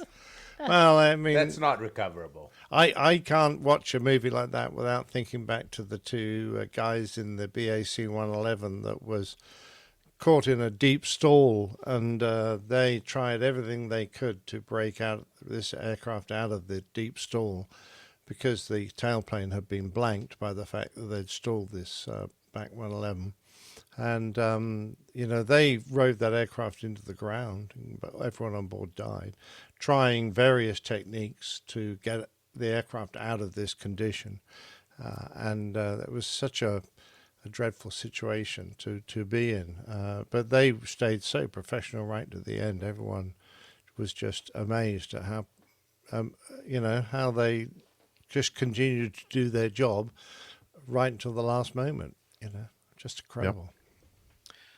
I think 99.9% of the pilots out there, trained professional pilots, would do the same. It's just like, okay, this is part of my job, and hopefully this is a good outcome. Yeah. But if not, well, we're doing our best. Yeah. Yep. Very much all right. so. Let's continue then. Thank you again, Bill, for sending that in and reminding us of that instance that we never really want to see again. Let's see. This is from Steve Allen, airplane dress code. Let's see. Yes, we love that. So wow, he says, morning, Liz, from across the pond. Yeah. I'm not far from, it's okay for us to share this with everyone? Permission. Okay. Yeah, go ahead. Okay, thank you. I'm not far from Captain Nick in the Surrey, Hampshire, Berkshire borders, close to Blackbush. What was it called? Berkshire Airport? Berkshire? Berkshire? Berkshire, yes. Oh, Berkshire, not Berkshire. Okay. Then why did they spell it with an A? Okay. Close to the Blackbush Airport. I was wondering what you guys thought about Mr. Duffy's views that airline passengers should dress up. My father worked for a big British carrier, so I was used to wearing a suit on planes from a young age because that was a requirement for staff travel. Now, as a grown-up working in an office, I try to avoid suiting up outside of work whenever I can, even on an airplane. Do you guys have any views either way? Love the show. Keep up the good work, Steve. Who wants to start by expressing their viewpoint on this? Well, I don't know. I associate people dressing well with the old eras of aviation when actually only people with money, with a decent amount of money, could afford to fly, particularly long haul. So they dressed what was probably their normal day dress, nice dresses and suits and stuff.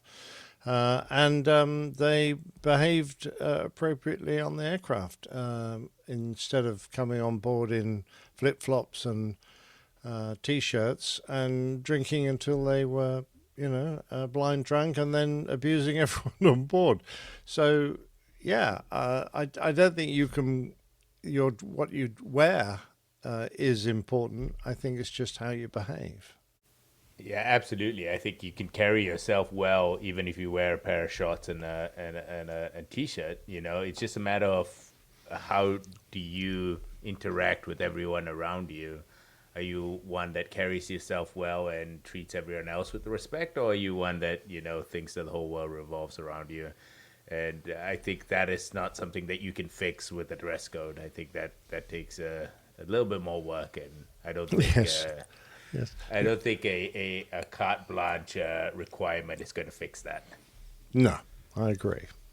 I agree with him regarding the fact that when on the early days of non-rev travel in my career, it was a requirement that we dress up in a suit or a sport coat, or because I think the thinking was that there's a good chance, or there's a chance at least, that you could be seated in the first class compartment. And because at that time, most of the people were, well, maybe not, but most of the people up there, or some of the people were, more dressed up, more appropriately dressed in business attire and that kind of thing. They started obviously, loosening the requirements for dress, but they still require you to look decent and behave, as you say. That's the most important part of this, is not necessarily what you're wearing, but how you're behaving. I still tend to dress up when I fly because that's just something that's ingrained in me. Tuxedo or white tie? No, I don't wear a tuxedo or a white tie. Liz, but not quite that dressed. But, We'd like to see you in one, though, Jeff. That would well, be good. maybe when you go to my funeral, Playing the you'll see me piano? in it. Anyway, the With thing the that was candelabra? yeah. Glittery Liberace. jacket? Yes, that's who I was Yeah, I aiming got at. it. I got it. I kind of equate this more with some. I'm not so sure I would completely agree with the fact that the people, that in a certain way I agree, Nick, that the people that could afford to fly were the people that did have the money, the wealth to do it, and it wasn't a common thing as it is now. But I also think that there are examples or instances of people who had saved for many months or years to make that flight, and it was such an important thing for them that they wanted to dress up because just out of respect for the how special that occasion was. Yeah, And good point. like going to a church or you're invited to a wedding, you don't wear your flip-flops or jeans or t-shirt, No. right? It's a special event that you're attending. It's funny. It also it reminds me of the current state of the attire that people wear when they go to church. It was said by someone, I don't recall who, that the people that are the most wealthy in the congregation are wearing stuff to church that looks like they're just either coming back or about to leave on a beach vacation, and they've just arrived from the beach, and wearing flip-flops and shorts and t-shirts and that kind of thing. And turns out that the people usually that are really dressed to the nines are the ones that aren't wealthy, that don't have a lot of money, but they understand how important it is, where they are and what they're doing, that they're the ones that are all dressed up. So it's kind of almost flip-flopped, which is not, I don't mean flip-flop like what you wear, but inverted. No, I understand. Yeah. Yes. But I think it's a little bit of all that, but I think the most important thing that you can say about this, and I think that you and RJ have, Captain Nick and RJ has made this a clear thing, is that it's much more important as to the way you behave when you're on a flight, not what you're wearing. Here's No, Mike exactly has right. got a comment. Main man Micah in our audience says, in general, at least here in the U.S., people dress down. Now, male teachers don't wear jackets and ties. Bankers often wear polo shirts. It's just not as it once was. And some people, main man Micah, will argue that that's not a bad thing. That's a good thing. So, again, I think we all have our. And the only thing else that I'll mention about attire on an airplane, and you've heard us talk about this time and time again. I know you're heading down to the Caribbean or whatever, a beach vacation, and you're really ready to be dressed for that occasion, wearing your flip-flops or whatever. But think about where you are when you're taking off. So if you're up in Cleveland or Buffalo or Toronto when they this time of year, and you're going down there to the great beach weather, wait until you get down there to wear all your beach stuff. Don't wear it on the jet, because, if they have an aborted takeoff and you have to do an emergency evacuation in your flip-flops, you're going to wish that you had worn more appropriate shoes. Yeah, like the landing in Toronto last year. Yeah, it's a very good point, Jeff. Yeah, dress to egress. Oh, I like that. Egress. Oh, I like it. Yeah. Oh, that's a good one. Did you just make that up? Right. No, I think someone else. We're going to trademark Someone else that. has said it before. I'm going to note that down for a show title. I'm admiring RJ's "I Love Me" wall behind him, and all the prints and then airplane models and everything. Did you? So those airplanes that are prints of those airplanes, are you flown all those airplanes? No, those are They're kind of World War. No, I have not flown World any War of II. those airplanes. No. Some of them are photos that I've taken. So nicely way done. back when. So nice. But others are just gifts that people have given me. Very nice. Good job. I love it. Yeah. So back when I was avid photographer. My wife never let me have that kind of a love me wall or love me room or anything like that. It's limited to this room and nowhere else. Well, so. hey, at least you got one. I mean, I would have taken a closet or something. That would have been nice. Jeff, Metro Doc totally agrees Oh, with Metro you. Doc says, I dress for the possible evacuation. No flip-flops, shorts, etc. Yeah, Well, you're a smart What? guy, Mr. Yep. Dodd. No footwear or trousers. Oh, that's all Oh, right. well, Yeah, what occasion are we talking about? Those are those special flights. The special flights. Oh, yeah, yes, I like those indeed, flights. yeah. All All right. right. Well, thank you, Steve Allen, for posing that question. Les Yaw, which is always a good thing, right? He and that's his Yep. actual name, actually. Biffle accident, and so he writes in from Mason City, Iowa. He's a commercial trucker. Hi, gang. Captain Steve. I think Captain Steve doesn't use that many. He does use a lot of E's in his name, but not that many. Is a recently retired 777 captain. He has been doing short videos regarding flying, what to expect, answering people's questions or public's questions. Since retiring and the DCA helicopter airline crash, he's been doing more accident reporting. In this video that he's included a link to, he reviews the pilot ratings of the three on the ill-fated Cessna Citation 550 of Greg Biffle. Plus, he's found 4 interesting NTSB citation post-accident incident reports and has possible tie-ins from those reports with the Biffle crash. We're not going to actually play any part of that video, but we do have it linked in our show notes if you want to check it out. And yeah, that investigation is ongoing, and we do really appreciate that suggestion. Les's son flies for Delta, by the way. Yes, Les's son is the last that we heard, I don't know if he's still doing this, but I think he's a wide body, out of Detroit. Airbus wide body first officer, international stuff, I believe. I believe so. At Delta Airlines. So anyway, thanks again, Les, and everybody out there listening, if you want to watch Captain Steve's take on the update on the Greg Biffle crash, it's there in the show notes. All right. Our Funyun guy, Errol, wrote in and said, hey, I have an idea for some books to add to the APG library. Now, people are going to go, the what? Yeah, we go to our website. We tell you every week at the end of the show to head over to the website. And one of the pages on our website is our APG library, which is managed by the lovely Tiffany, and who is an attorney and a librarian and all kinds of At a law things. library. Yeah, law library. She has added these books, by the way. Okay, Tiffany has already added them to the APG library. So I'm going to read this. Hello, APG crew, especially Tiffany. Happy New Year. Just completed reading 2 books that I believe would make good additions to the APG library. One is called Skybreak, the 58th Fighter Squadron in Desert Storm by Mark Gardia. Chronicles the combat operations of the U.S. Air Force's 58th Fighter Squadron during Operation Desert Storm, focusing on its rapid deployment, intense air combat, and daily life in a wartime environment.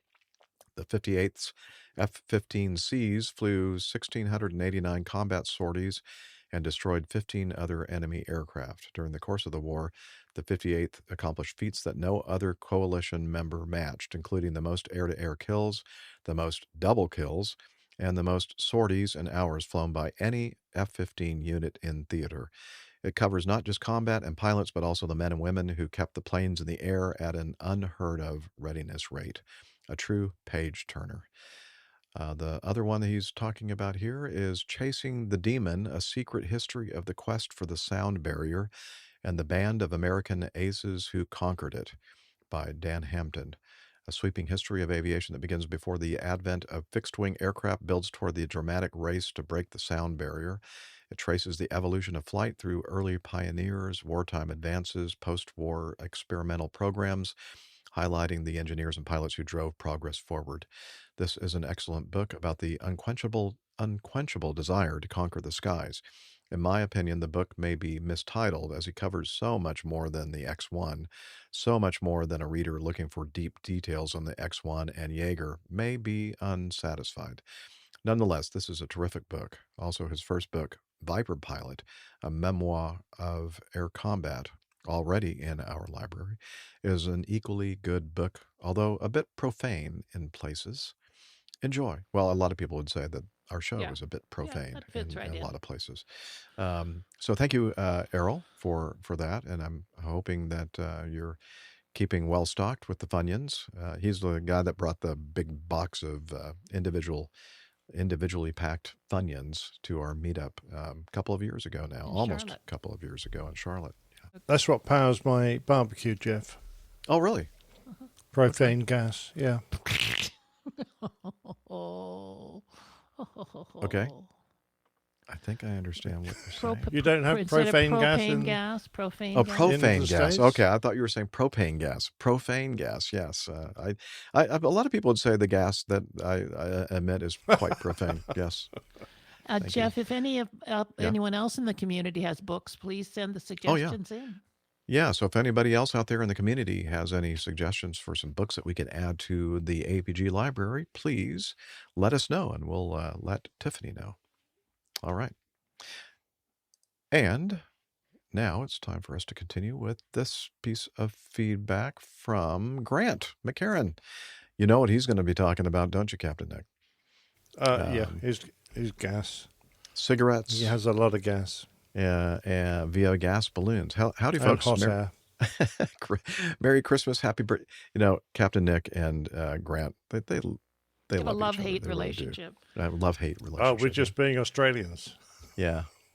Merry Christmas, happy birthday to Jeff, and lots of hope that 2026 brings some happiness with the madness that will carry over from 2025.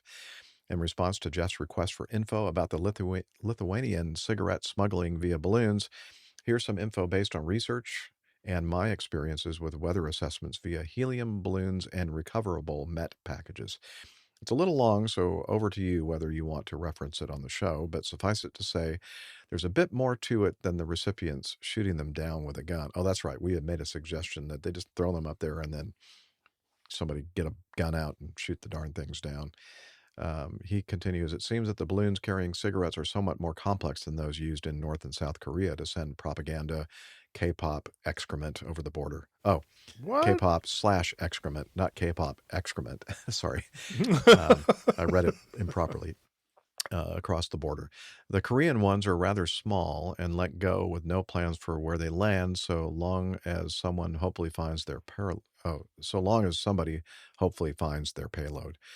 The ones from Belarus are carrying a much heavier payload, 500 to 1,500 packs of cigarettes, and have GPS trackers so the recipients can find where they land. They're flying at an altitude of 3 to 4 kilometers, which is about 10 to 13,000 feet, and indications are they're relying on various methods to land, including natural leakage of gas. Ooh, that's embarrassing. Through the balloon skin, cooling at night reduces the lift of the gas, and possibly even a mechanism to release some gas on a signal or after a set time. They could also rely on timers or a signal from the ground to separate the payload from the balloon so that it can descend under a parachute. That's pretty complicated. Meanwhile, the Lithuanians do not want to shoot them down due to dangers to people and property from the heavy payloads falling from the sky. It seems that smuggling is rather lucrative, as cigarettes are 4 times more expensive in Lithuania than in Belarus, plus they get to create aviation disruptions to Lithuania. So there's no incentive for the Belarusians to do anything about it. Hope this helps. Cheers, Grant. Hey, he was pretty nice. Yeah, he didn't say anything Yeah, derogatory or bad to Captain No, Nick. just informative. Yeah, very informative. Thank you, Grant. It answered the question, actually, of how they make it work.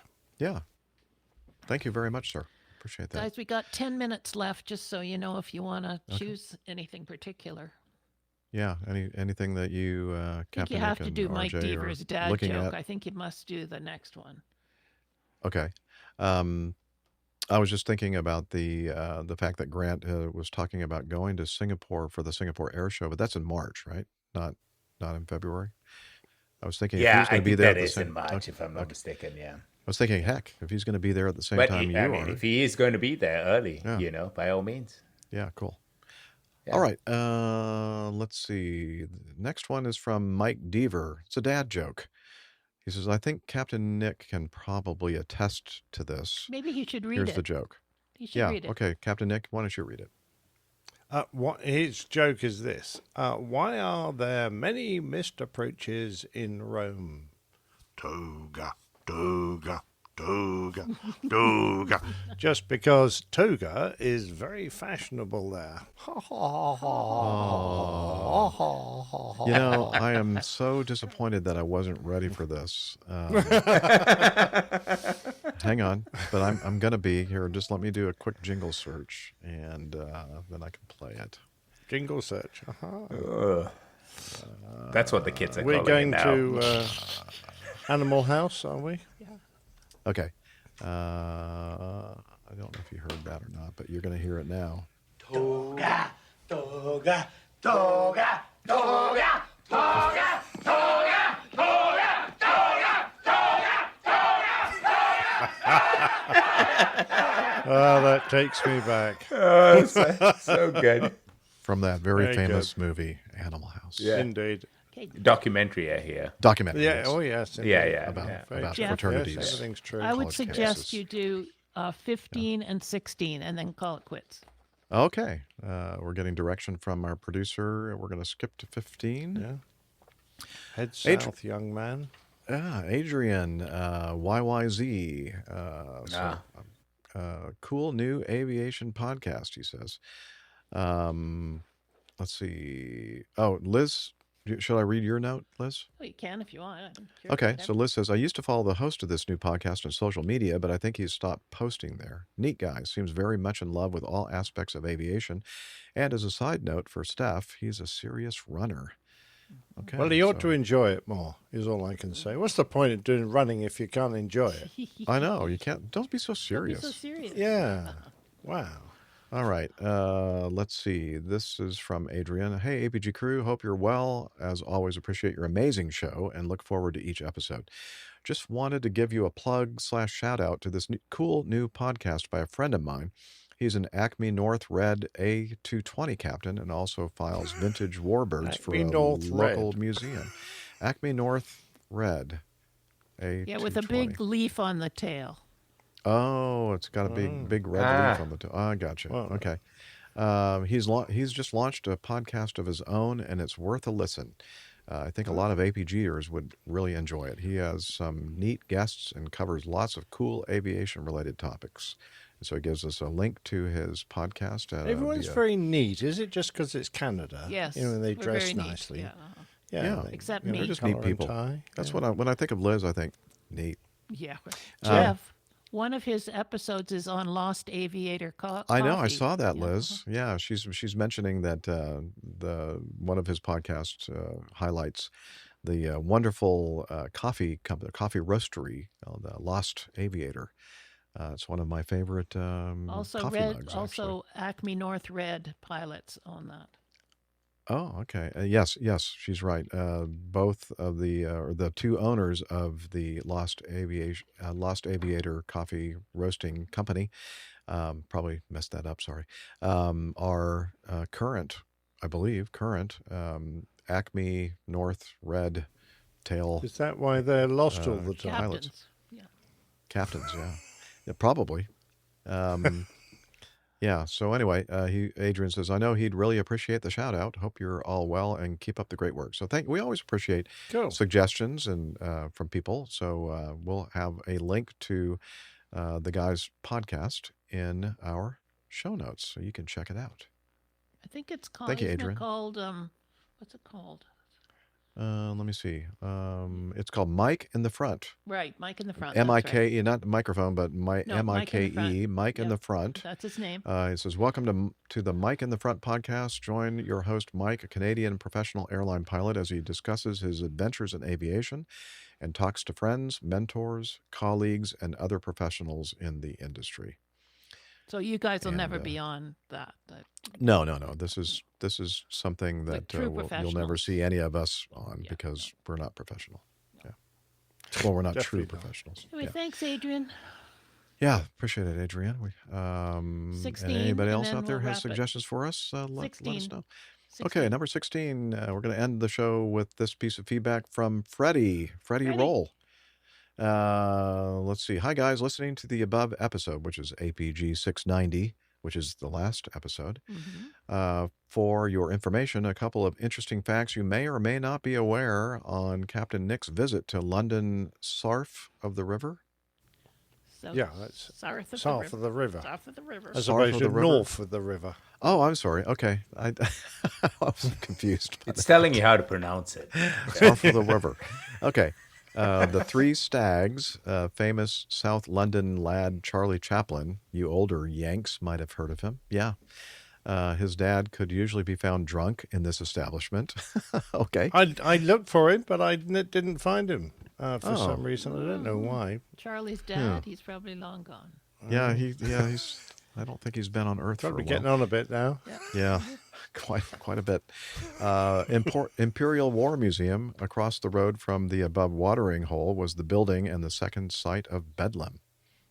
Okay. No, I did not know this. This is interesting, and it might explain why the building was constructed internally as it is, because it kind of resembles an old Victorian prison. You know, it's got sort of rooms around the outside, around a central hollow core with corridors that sort of surround that. So you know, if you think of a classic old-fashioned prison. So with Nick, sort of Bedlam was a mental institution, correct? Yeah, Bedlam was indeed. Bedlam was the mental institution that people got sent to and often volunteered to go to. But I think it might have been constructed in a similar manner to the old Victorian. How was your stay there? Was it good? I was fine. Thanks very much. Yeah, okay, sure. In fact, they think I'm still there. Or maybe fact, you do. Maybe he is still there. Good point. Yeah. Good point. Yeah. It explains so Cells much. are much nicer. Jeff, we have time for one more. Let's go to number 11 and wrap it up. All right. Liz is saying we have time for one more. We're going to go to number 11 from Dave Hammer. He says, thank you. Hi, APG crew. I would just like to thank you for your commitment to the show and for producing such great and entertaining content consistently over the years. By the way, just aside, last show, we mentioned the fact that he was a contributor to the Coffee Fund. So he's part of our Coffee Bar Club. So thank you, Dave. Anyway, let's see. I'm not fussed about my feedback being read out on the show or not. I only wish to express my appreciation and to share a few snippets of my story that I think you may find interesting. And so we're going to read it out because we want to. Even if you did make a fuss about it, we're going to read it anyway. I found and listened to the Catholic Pilot Guy podcast. The Catholic Pilot podcast, it was my first podcast, started in fall of 2009, and then I rebranded it to this show, Airline Pilot Guy, in May of 2011. Anyway, he started listening to Catholic Pilot around the time I started flight training in Geraldton, Western Australia. I know Nick would know the Midwest coast quite well from his RAAF days. My flight instructor was a retired RAAF fighter pilot instructor, Jeffrey Jack McDougall. I appreciated his pragmatic and calm approach combined with his natural and instinctual flying skills. He taught me to fly primarily on visual references and cues, only glancing at the gauges to check if the input was correct or if an adjustment was needed. That's the way you should be flying and learning how to fly, by the way. I obtained my recreational pilot's license with 12 hours of pilot and command time, continued listening to APG and didn't miss an episode up until somewhere around the early 300s before my priorities changed when my son was born and I started my electrical contracting business in 2018. I will always be an AV geek, but my aspirations to obtain my certified pilot license, I think that's what commercial. I'm sorry, commercial. CPL.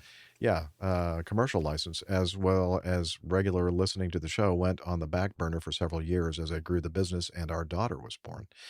He's building a family. I was 33 years old when I registered a sample of my DNA to Ancestry.com in July of 2023. 6 months later, I found my biological father and got in touch. He was extremely pleased to meet me. We have a great relationship today, and I speak regularly. Anyway, the aviation link came when he told me about his father, my grandfather, Joseph Henry Elliott, who was a bomber pilot and squadron leader with the RAF in World War II. He led bombing raids in the Battle of Crete and other missions, including sinking a German ship. He received the Royal Flying Cross for his service. Until I found this out, no one else I knew and my family flew or was interested in aviation. I was pleased to find out that it's in my blood. I'm trying to find out some information or some more information about his movements during this time in the RAF. However, it's proving difficult to access the information. When I manage to put enough together, I will send it through in case Nick may be interested in it for a Plain Tales episode. That'd be cool. Fast forward to Christmas just gone, and I received an RC model Cessna 182 as a Secret Santa gift. After flying some circuits, wow, that's a good Secret Santa gift. No kidding. What kind of? I need to join your Secret What kind of group Santa are you involved group. in? Yeah, yeah, that's pretty nice. After flying some circuits on my street, I had the urge to look up the show and start listening again. I'm probably because he crashed his airplane, and that just reminded me about the show. Ow. Anyway, I'm both pleased and impressed to see that you guys have been consistently pumping out the episodes during my hiatus. I'm looking forward to getting. If you had stuck. a hiatus, oh, you poor chap. I have one of those ones. Well, it's In better fact, than a I had low a hiatus. double hiatus, I think. So. I'm looking forward to getting stuck back into listening to the show and catching myself back up. I love stuck back. I hope you all had a happy Christmas and happy New Year's. Thank you and talons to Douglas and the rest of the APG team. Ah, great one. That was a good one. Again, that's from Well, Dave Hammer. Lovely story.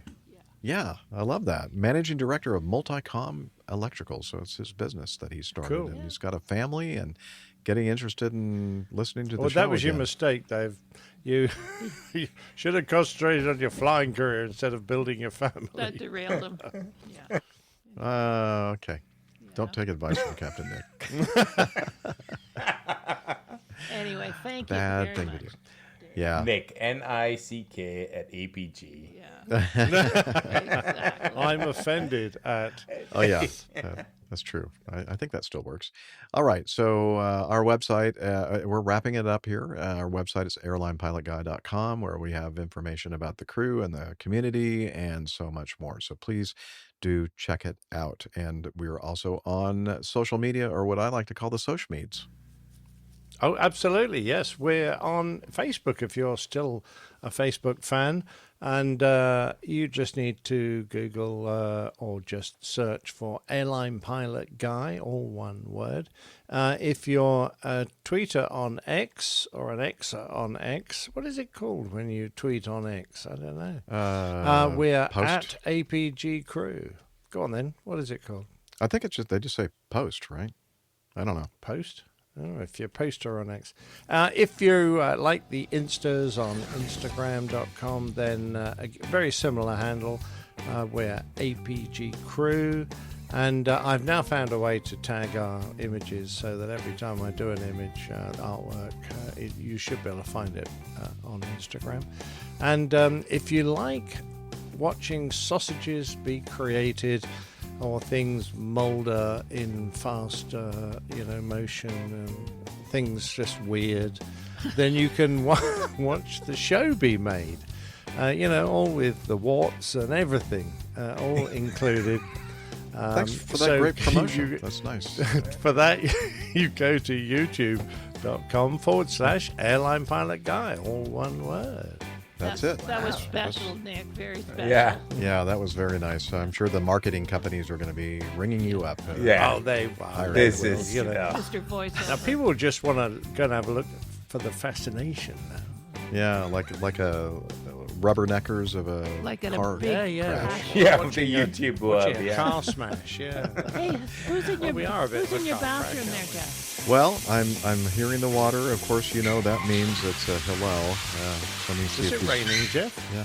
Hey, Hillel, can you tell us about Slack? Okay, but I'm dripping wet. Well, that's okay. That's all right. Just don't get too much water on the electrical equipment here. And please sit down here and tell us about Slack. APG listeners, please join us on our Slack team. Slack is a communication, coordination, and sharing platform that works on your mobile, laptop, or browser. On Slack, we share news and ideas, we suggest episode and Plain Tales topics, we plan events and meetups.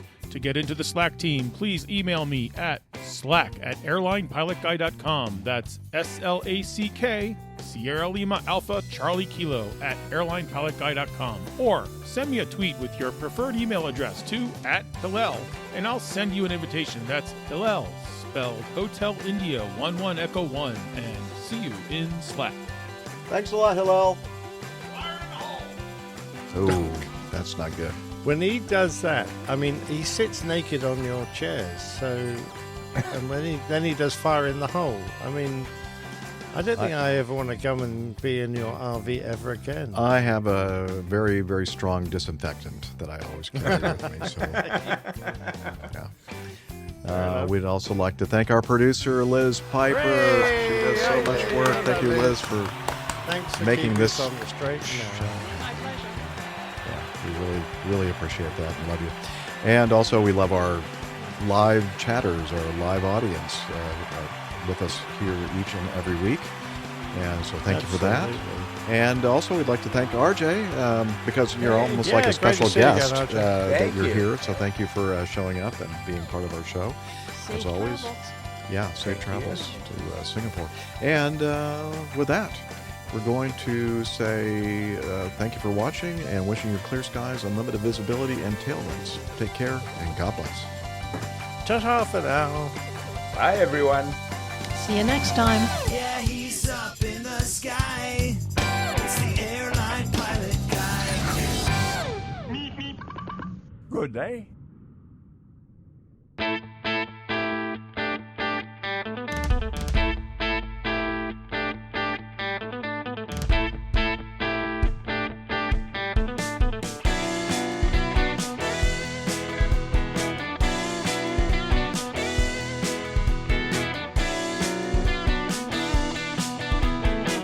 I used to be such a good pilot till I started APG. I opened doors for little old ladies. I helped them to their seats. Airline pilot guy, I fly America. Oh, airline pilot guy, he can land in heavy fog. I got no friends 'cause I'm always flying. I just don't have the time. But I can land this old plane. I can land it just fine. Airline pilot guy,